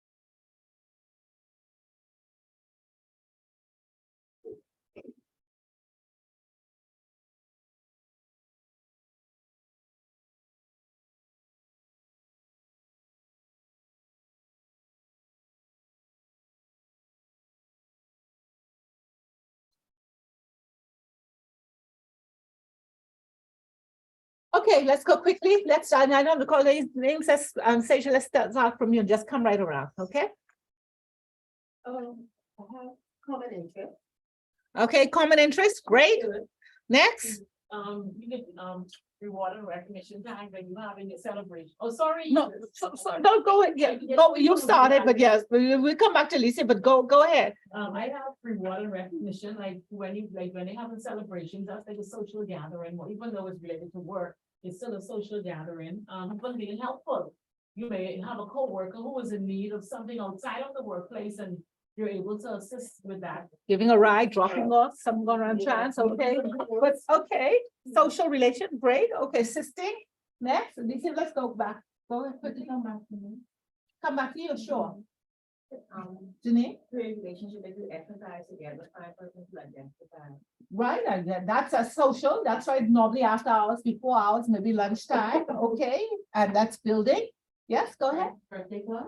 Birthday clubs is one, yes, that's a social type of relationship, buying presents, celebrating birthdays, some type of social relationship, and it's building relationship. Buying donuts, go ahead, Supportive interactions and, like secret Santa. yes, excellent, very good. Diane, I will give it to you, go ahead. Oh, Okay. Choose it, okay, God. I would say, breakfast social, when you're coming together in the morning, the huddle. Huddles, yes, You do a little breakfast, eat something small, yes. yeah. Huddles are great. I love huddles. You know, you spend 10 minutes and it's amazing what you can get in those little huddles. So 10-15 minutes and done. Build excellent relationships. Yes? Yeah, being dependable, you know, and you might need someone to change a shift or I can always depend on that to. Take my You wanna ownership. take your shift. Okay, great. Empathetic. Being empathetic. Empathetic, meaning like you always have somebody there who you can kind of talk to about their situation. Lean on. Yeah, lean on, Yeah, I guess, yeah. Dependent, lean on. Yeah. It builds some socials, okay. I mean. Yeah, no, it's fine, it's Building social with it. It builds a social relationship, a Yeah, social relationship. Yes, So yeah. like I have friends on the job who I know I can go and speak to about what's going on in my life. Excellent. Like mentorship, mentoring. Well, yeah, like we could relate kind of thing. Yeah. And it could be mentoring, but don't necessarily have to be as formal as mentoring. Yeah. Yeah, It it's like is- we it is- become a confident in the workplace. Yeah. And it as, is formal. right, okay, great. What about a sense of belonging? And you're already on, right? A sense of belonging it's a behavior, but what are you going to do to create that sense of belonging in a social way in the organization? Fine. Kindness, great, okay, all right, thank you. Indeed. You don't know, we coming back to you. You know, Team building exercises. great, team building exercises, you go way out one. So, yeah, like, so in our company, we have that, and we either do it like we do, roll out, like, we're gonna roll out tomorrow. Tomorrow. On a Thursday. Libation always. It's on a Monday. So she think the more I have dinner, I probably team player. Well, Yeah, being a teamwork. team player is a social activity, definitely a social activity, and she's giving the activity of team building exercises, so the So exercises. they can both Such happen. as Sometimes even- we- Yeah, like, so sometimes we do like Island House, we do, whether it be the whole team, or we do break it up, and we do like certain areas, take their, certain managers, take their department out, whether it be for lunch, whether it be after, whether it be whatever. Okay, great. Okay, Social. Tatum? I think with all of that, you need to have cooperation. She's saying with that, you need to have cooperation. That's a social relationship, being cooperative with It each is, other. because some Yes. persons, they don't wanna go, so you have some people say they don't wanna go, so they ain't being cooperative, that they ain't gonna be building no team. Yeah. Or building up the morale, that they ain't gonna be there. They ain't gonna be Okay, there. you have to And coerce then not some only people. that, when she said that, if you didn't come to work or somebody wanna take your shift, you have to be cooperative to be able to Yes. say, okay, I Excellent. so you have to have cooperation. And it builds the social relationship. Exactly. Okay, Bodie, what do you have? I have surprise incentives. Surprise incentives, okay. Why I want to, I don't know. Surprise incentives, okay, great, that's a good one. Yeah, we could party all morning today, and I'm just saying, but no, that's a very, surprise incentives are good. And sometimes, you keep it light, you just keep it light, very good. Okay, Molly, what do you have? I had being accommodating. Being accommodating is the social, want to explain that a little more for me? Like say, for example, you have a project to do and I'm working and you need some help and you know that I can do it and I know I can do it. And the thing about it is being a teammate, I should, be accommodating to your needs in that moment, because if you fail, then as my teammate, both of us fail. So I think a part of social interaction should be, when you see a need, you should be accommodating to that need of your team member or just a person you may work with, socially. Okay, great. Okay, because of time, I think great, we have an idea what that requires to build the relationships. If you go with the number 2, or my own has 2, the type of relationships and managerial teams. Is asking you to name a manager in the relationship description. We'll come back to that. Strategies to improve my relationship. So, we will come back to that in a while. I'm gonna come back to that exercise, those 2 exercises, because basically you have the answers for them by your recommendations you have made. This is from a textbook I used some time ago, though sort of a colorful one. Once you all just look at that, let's look at this and study this for a minute. Sorry.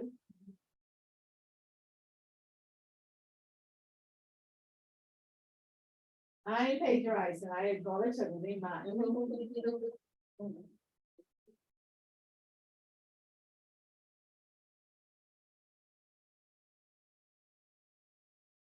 Everyone got one?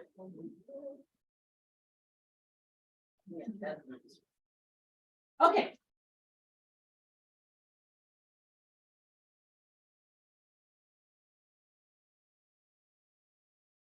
Okay, if you go to page 3, at the bottom it says, you cannot consistently work with or near people or communicate with them frequently without having working relationships with them. The lifeblood of a good relationship is free and open communication. Now, what I've just given you there are some, a diagram that basically, that's this one, guys. Okay, factors that determine HR plans. What we want to look at here, if you look at the top, it talks about the strategy of the organization and the culture of the organization. And when you combine those, then it talks, the arrow goes talking about the need for human resource, quantity, and skill levels. And then it goes down on the right-hand side, HR plans and policies for recruiting, selection, HR department compensation, performance management, staffing, adjustments. Then it goes is that that can happen based on the availability of finances. And then it talks about competitive financial environment and current organizational situation. So what we are looking at here very quickly is how are we going to become a strategic partner in the organization? And basically, as an HR professional, you have to determine or set and organize your HR plans. And this is what is involved when you're making those plans for the organization. We have to have an understanding of the strategy of the organization. Now, when you came in this evening, you all expressed or completed for your assignments what are the core processes for your organization. In other words, what are the core things your organization concentrates on? And you gave some examples of activities that are done to ensure that takes place. Now, keeping that in mind, in addition to what we just covered, how to build or what the necessity to build relationships in the organization, we also have to look at the skills that we are bringing into the organization. Once again, Molly, you talked about skills. Again, hiring people who have the skills that are needed to execute the HR plans or the expectations from the HR department. Now, when you're executing those HR plans with the adequate skills and the skill level, I want to say, that are needed to execute those plans, then you can fulfill your recruiting needs, you can fulfill your staffing needs, okay, you can fulfill your career pathing and development needs and your succession planning. You will then be able to compensate have an idea as to how to compensate the employees who you engage and hire, regardless of how they hire them, but let's say they're in a payroll, how you're going to compensate them. And then you will be able to determine how you're going to measure their performance by setting up the short, long-term goals, okay, that you may, or targets, you may call them, that you may have for your respective department or departments.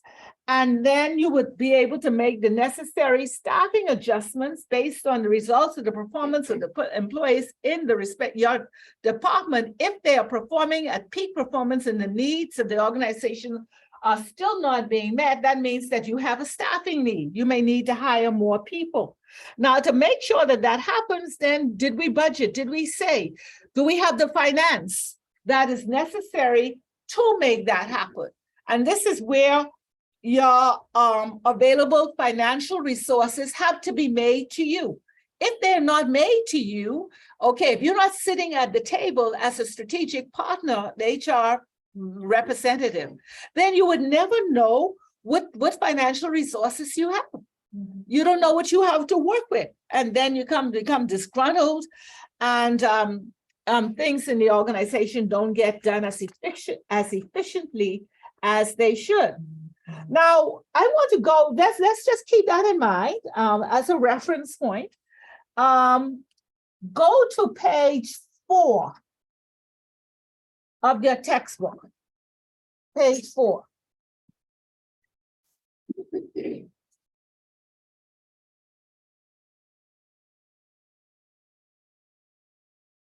On page 4, you see where the big circle exemplifies talking about the business strategy. And every point that each of you have made this afternoon, regardless of your organization, every point that you have contributed in our discussions after identifying the core processes leads or lends itself to business strategy.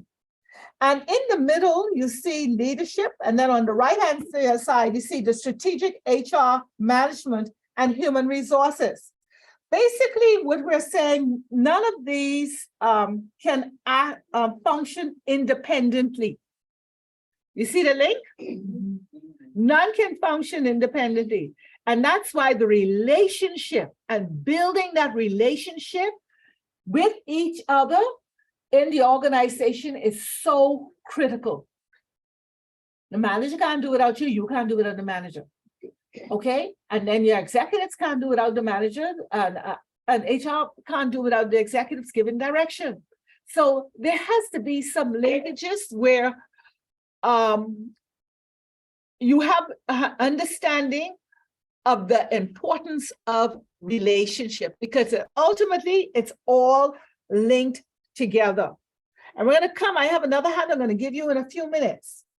But if I am hired, and you talk about this quite explicitly, and you would be, your organization will be an excellent case study, with a new company opening. You have to realize and have the mutual respect of having the open relationship where a manager can come to you and say to you, I need 3 more employees to fulfill or to meet this goal. And as an HR manager, you should be in a position with the freedom and the ability to identify the skills and identify people to hire them to meet that department needs. So that when the department links with the executive, who may have overall oversight of the organization and other secondary executives in the organization, they would all have an understanding of how HR can help to fulfill and to meet that need. And one of the key core principles or core processes is the hiring and recruitment, hiring and staffing of the organization with the appropriate skill set. So if you see the links that have been linked, that has been established here. And I'm going to give you another handout I want us to look at, and we're going to discuss this for a few minutes. And then we'll come back to the book.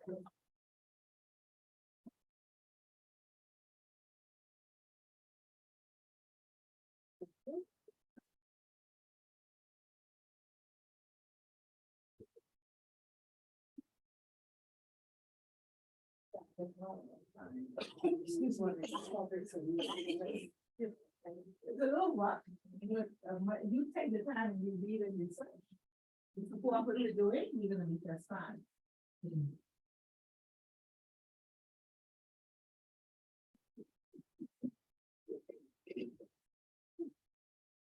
Okay.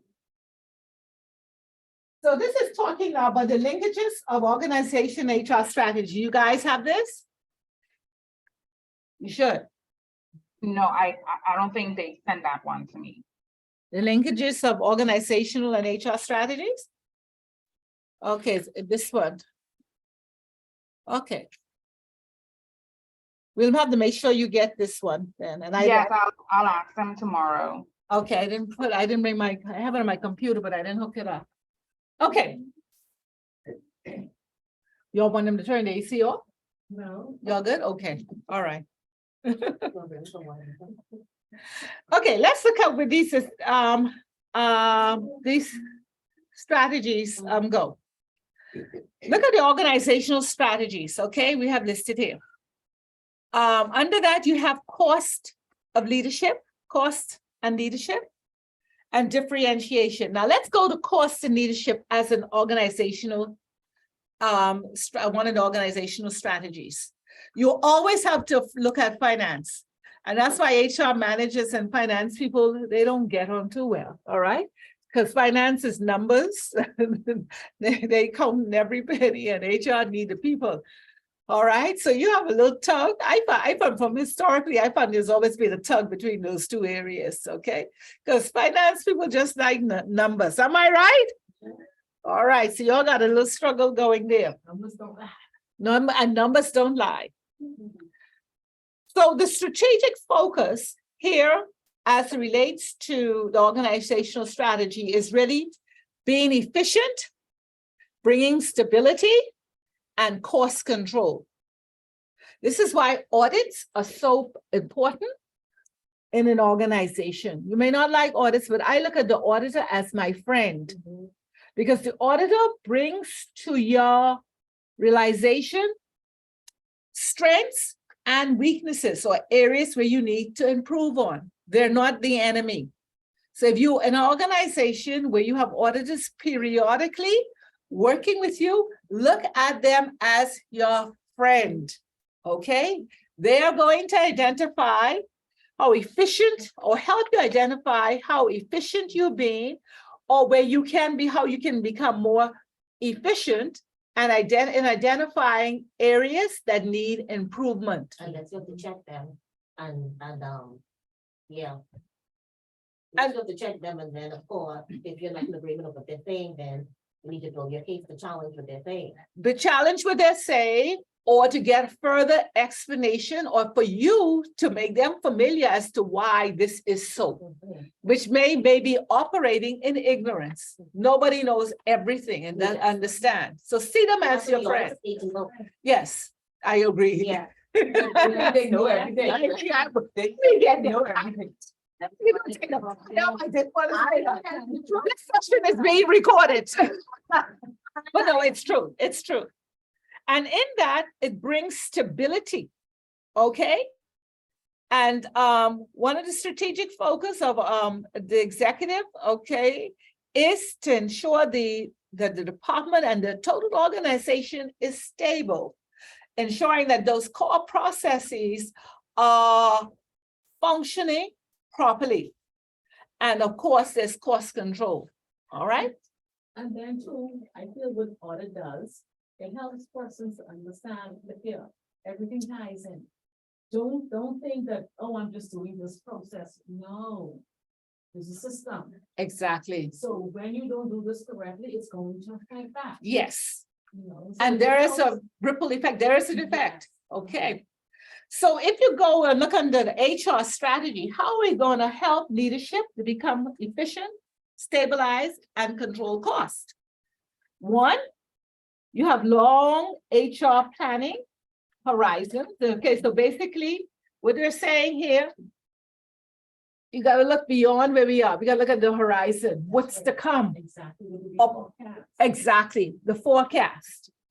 And then it talks about how is our HR strategy going to assist us? We're going to build skills in existing employees. Mhm. Very, very important. That's where training and development. That's where training and development comes, career pathing comes. Okay, succession planning takes place. And benefits both the company and the employee. Exactly, there's a two-way benefit. It's not, so one cannot operate independently of the other.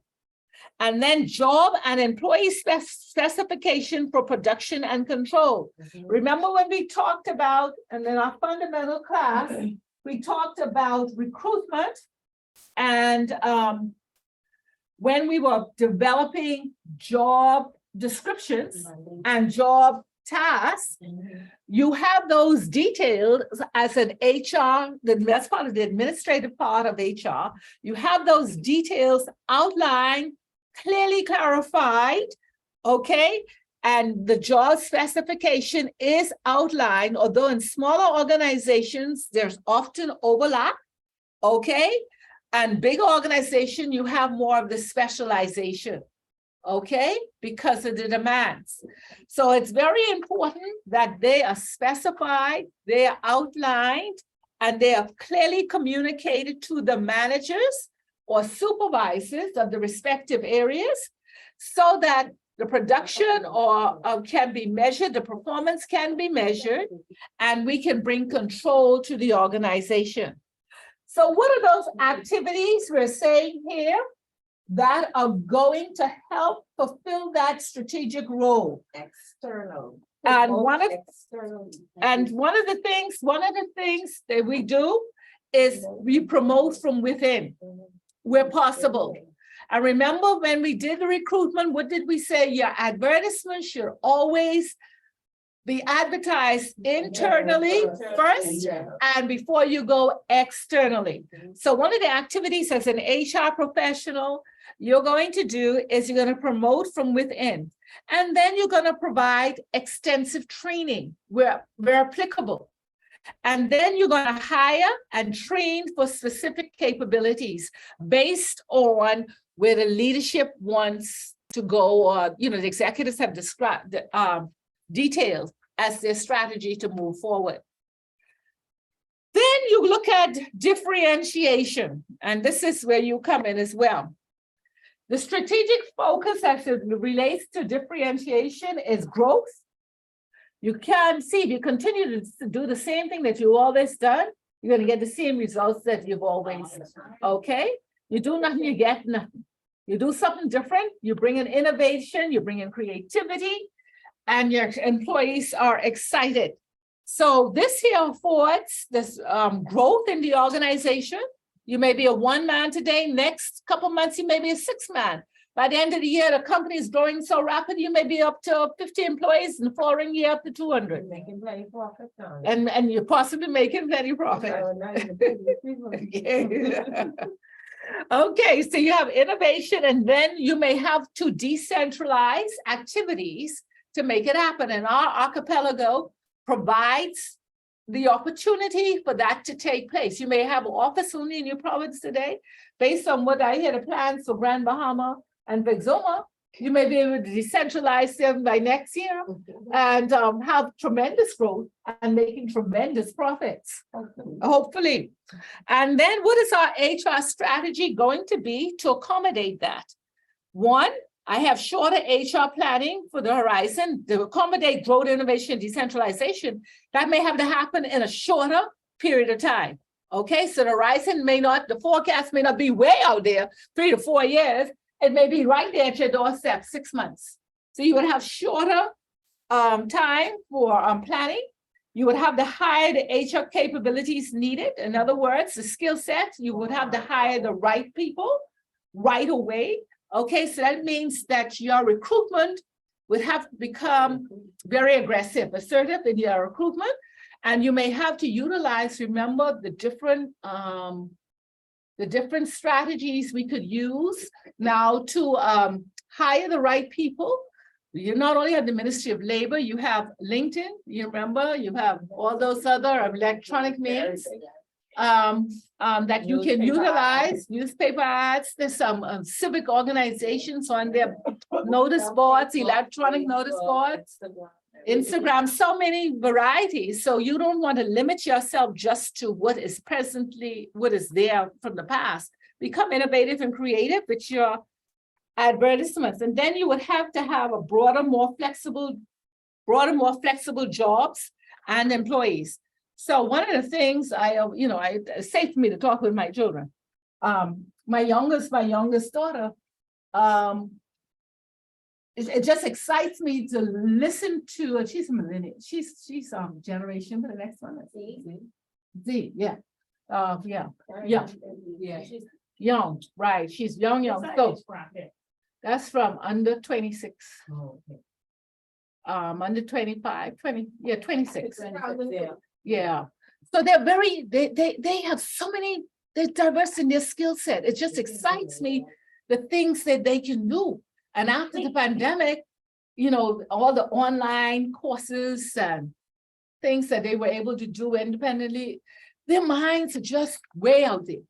And they just got the energy. I don't know, the word of God said they will be smarter, but wiser, but weak.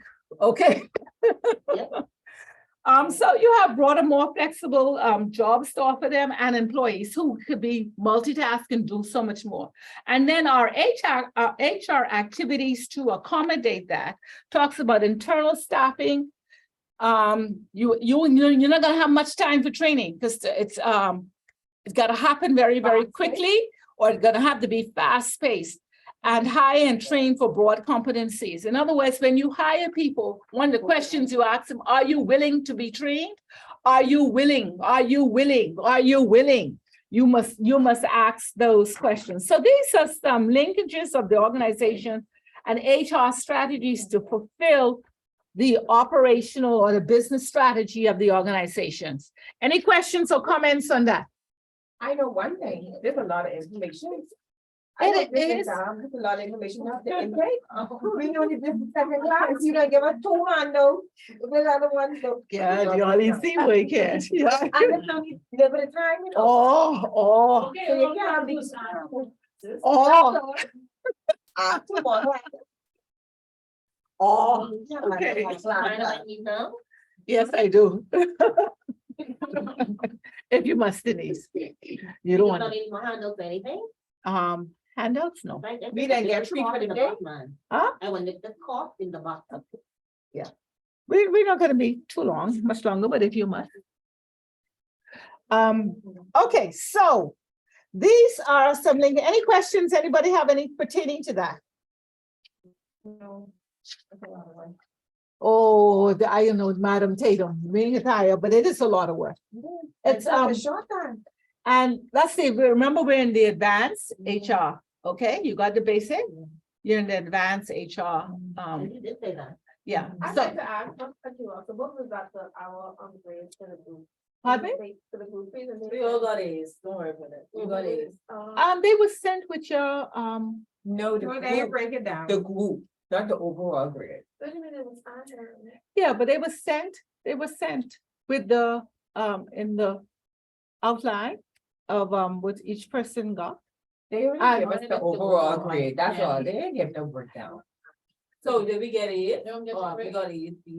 It was going into groups. That's Yeah, it. we got yeah, everybody got their full points for that presentation. Okay, Conrad, try to remember the breakdown. You got the full points for the presentation. I think that's 30 points, eh?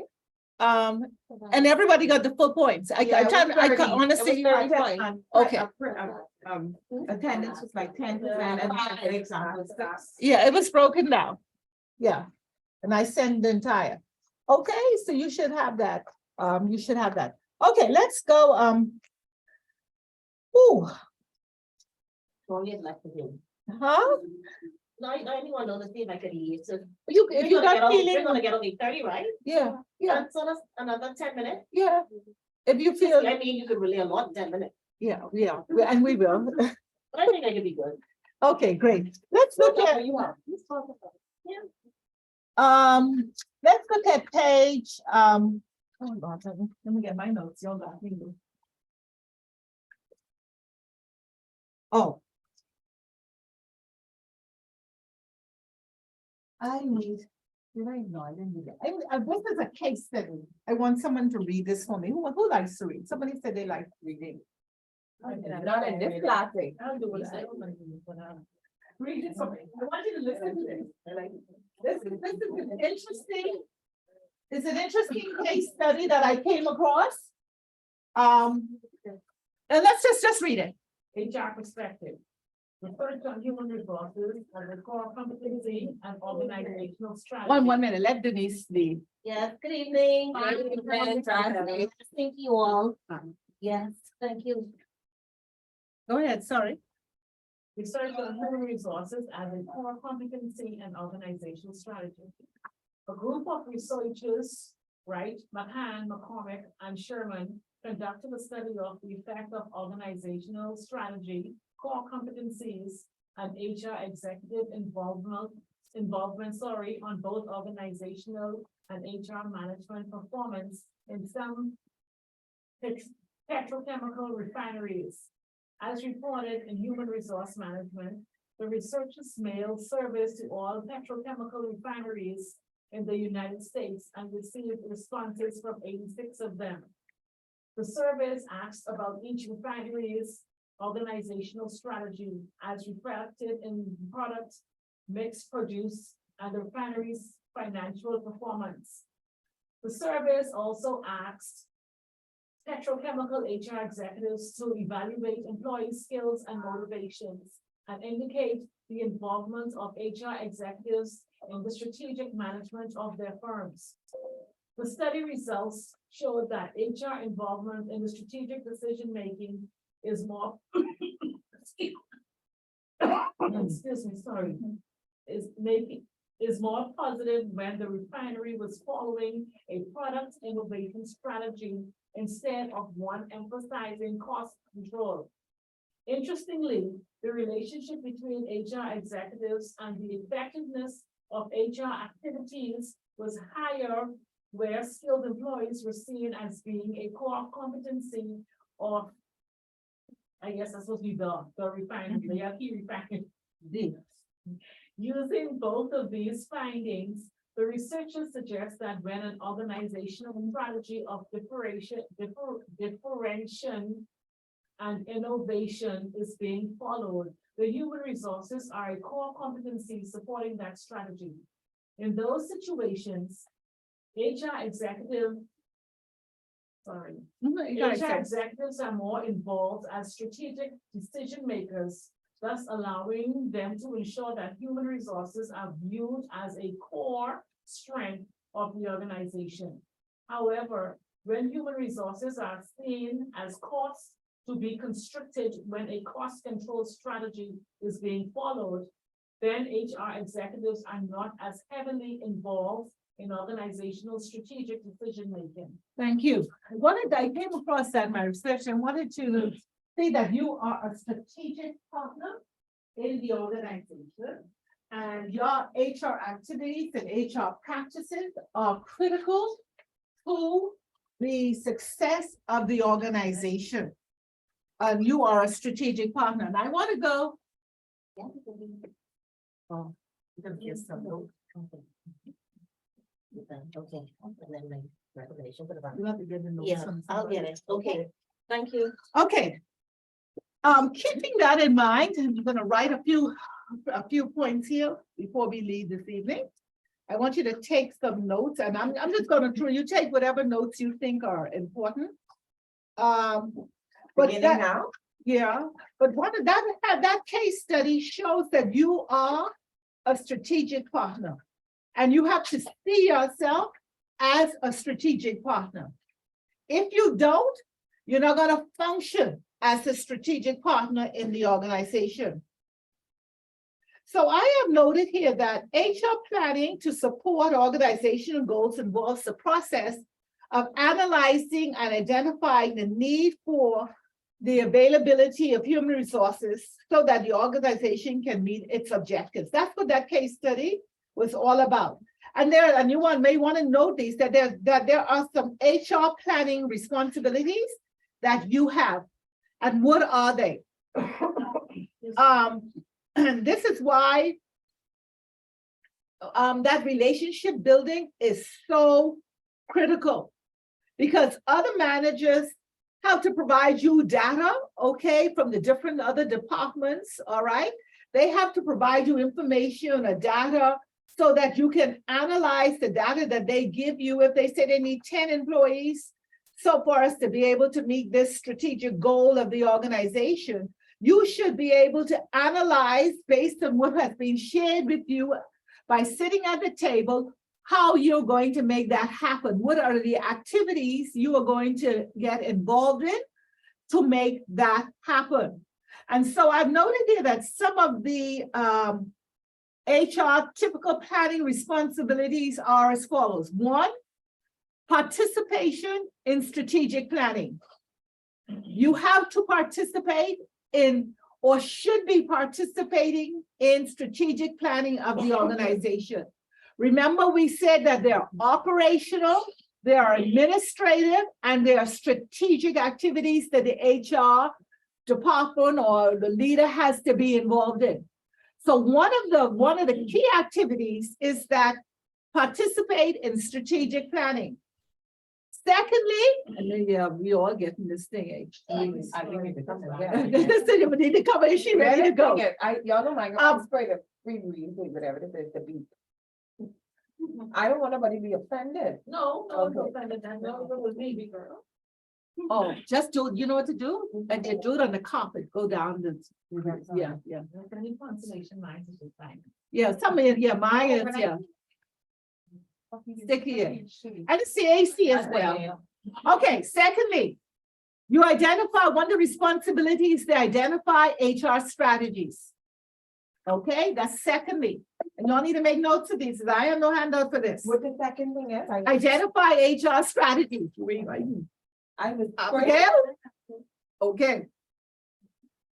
Identify. HR strategies. This is what your planning responsibilities involve. Participation in strategic planning. Secondly, it involves identifying HR strategies. That's the things that you're going to do. Thirdly, you design HR planning and data systems. In other words, systems you're going to use to interpret and understand the data that's Design. provided to you.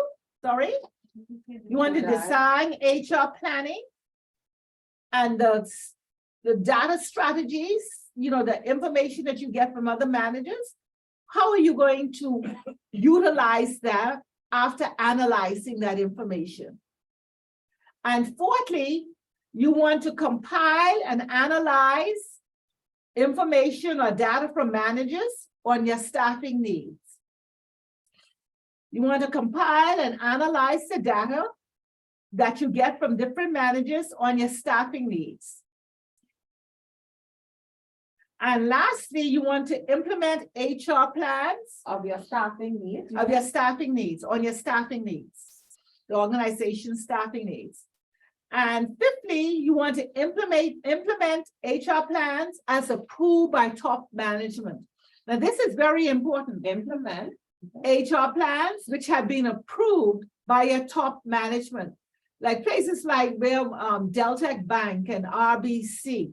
You realize that you cannot implement those HR plans and strategies and activities without the approval of that of your top manager or the top executive team. Okay, it has to be approved because that your budget determines when you move, how far you move, and how fast you move. One more time, could you repeat the last thing, please? Implement HR plans as approved by top management. What are these top points called? Their HR planning responsibilities, yes. In other words, what are you responsible for doing? What's that? Nothing. You heard it before? Wonderful. That means when they come an exam, you should be good. There's some management responsibilities. It ain't all just about you. Okay? One, you want to identify supply and demand needs for each department. This is the manager's responsibility. See, they have to feed this into HR. Identify, supply. And demand needs. You have to identify the needs for your department, in other words. Okay, now you can help them, but that's really the manager responsibility. Lindy, you really understand that? That's how it is now. You're right, because you can't do it all. Secondly, They do a lot. you want to review and discuss HR planning information with your specialists in your area. Remember, we talked about human resources now being so diversified. You have somebody doing payroll, somebody doing benefits, somebody doing Review and wellness. discuss the HR planning. Yeah, I'll repeat it. Mhm. Some people are doing wellness, some people are doing recruitment, some people are doing training development. So they become specialists in those specific areas. And so what I'm saying, you want, as the leader of the department, you want to review and discuss the HR planning information with the HR specialist that's related to your need. So if I'm a manager and I need you to look at compensation and compensating my employees more than they presently have, then I want to have that relationship where I can go to the specialist in HR and discuss that need. I want to go to the comp and ben specialist and discuss that need. You should review and discuss the HR planning information to the HR specialist as it relates to. Yeah, as you remember, we're talking about manager responsibilities. So if one of the responsibilities I have as a manager is to go and discuss my need with the specialist in the HR area.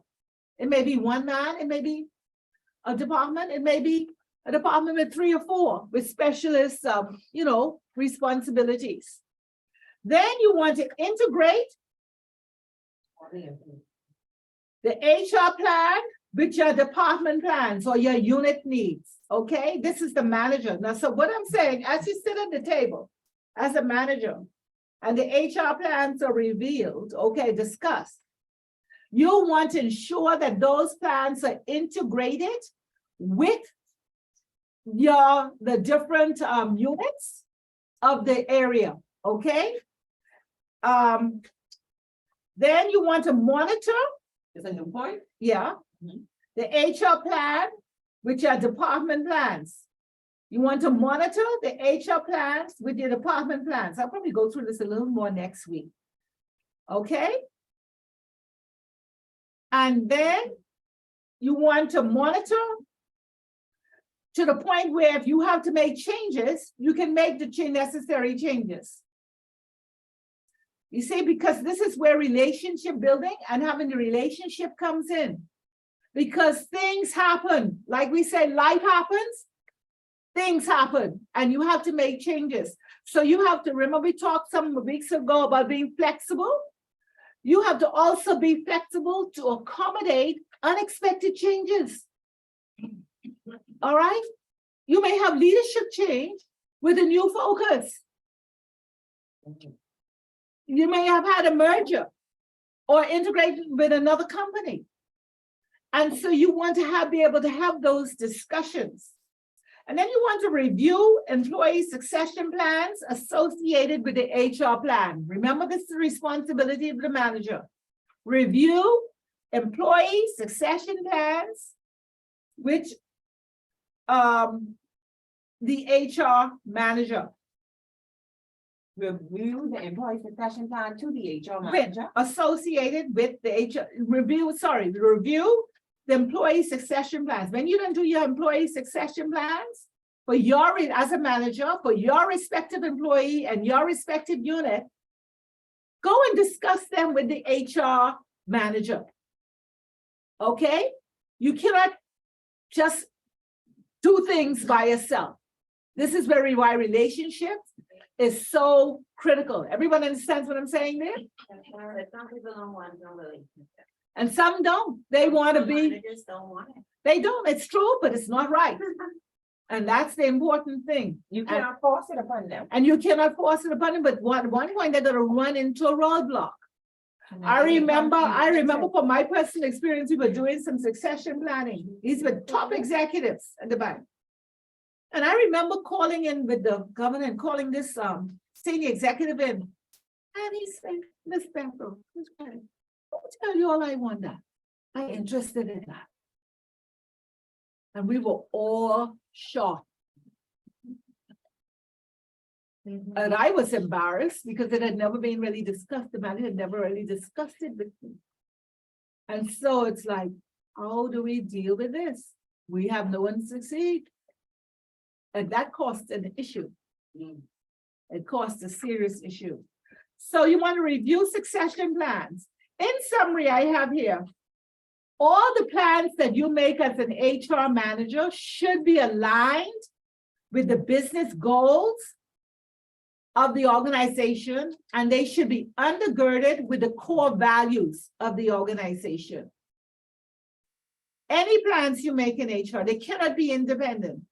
They have to be integrated and aligned with the business goals of the organization and undergirded with the organization's core values. Basically, what we're saying here is that human resources provides a roadmap, okay, to the future. That's what we're doing. We're providing a roadmap to the future of our for our employees and for the organization. And basically identifying where employees will be obtained from, when employees will be needed, and what training and development employees must have to fulfill the organization goals. Through succession planning, I've noted here in career paths, employee career needs can be tailored to individual needs that are consistent with the organization requirements. Repeat that. That through succession planning and career paths, employee career needs can be tailored to individual needs that are consistent with the organization requirements. In other words, Through succession planning. through succession planning And career. and career paths, Employees. employee career needs can be tailored. In other words, your training development needs for that specific employee can be tailored to the individual so that those needs are met and they are consistent with the organizational goals and objectives, okay? And the direction they want to go in. So you're supporting the strategic plan of the organization. And one of the things you have to remember is that compensation should fit whatever compensation you're providing, it should fit and move along with the appraisal system that you have or you implement in the organization. This is very, very important because every activity that are done or planned for the organization should be supported by your HR activities. None of them should be operating independent of each other. And this is why building the relationships are critical to moving forward. Any questions? Bodie, y'all still there? Yes, Y'all ma'am. on A. No, ma'am, I'm still here. Marty, you fall asleep? He gone. No, I ain't going. I couldn't unmute it in time. I will go back over. I'm not giving you an assignment. You gotta complete the assignment you haven't sent it to me by Gmail. But what I want you all, I'll go back over some of this in a little more detail as we move on to chapter 3 and complete some of the exercises that are outlined in chapter 2. Any questions or comments from anyone? I just wanted to know what succession planning, should that be done internally or externally? Internal, and it should be done with the manager and HR and the employee together. Yeah, Okay. succession planning is very critical for the continuation of all operations in the organization. Strange things happen, ladies. Strange things happen. No questions, no comments? Y'all good? Praise the Lord. Good night. God bless you all. Thank you. See you next week. Yes, Thank God you. willing. Thank you for your grace. Yes. You're going to your restaurant. You may get everybody be able to work it out. Good night, everyone. Good night.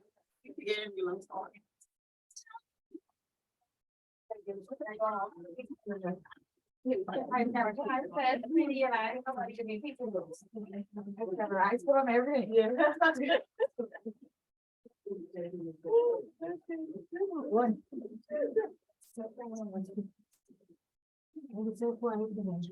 I see that. We hate tonight. Okay, thank you very much.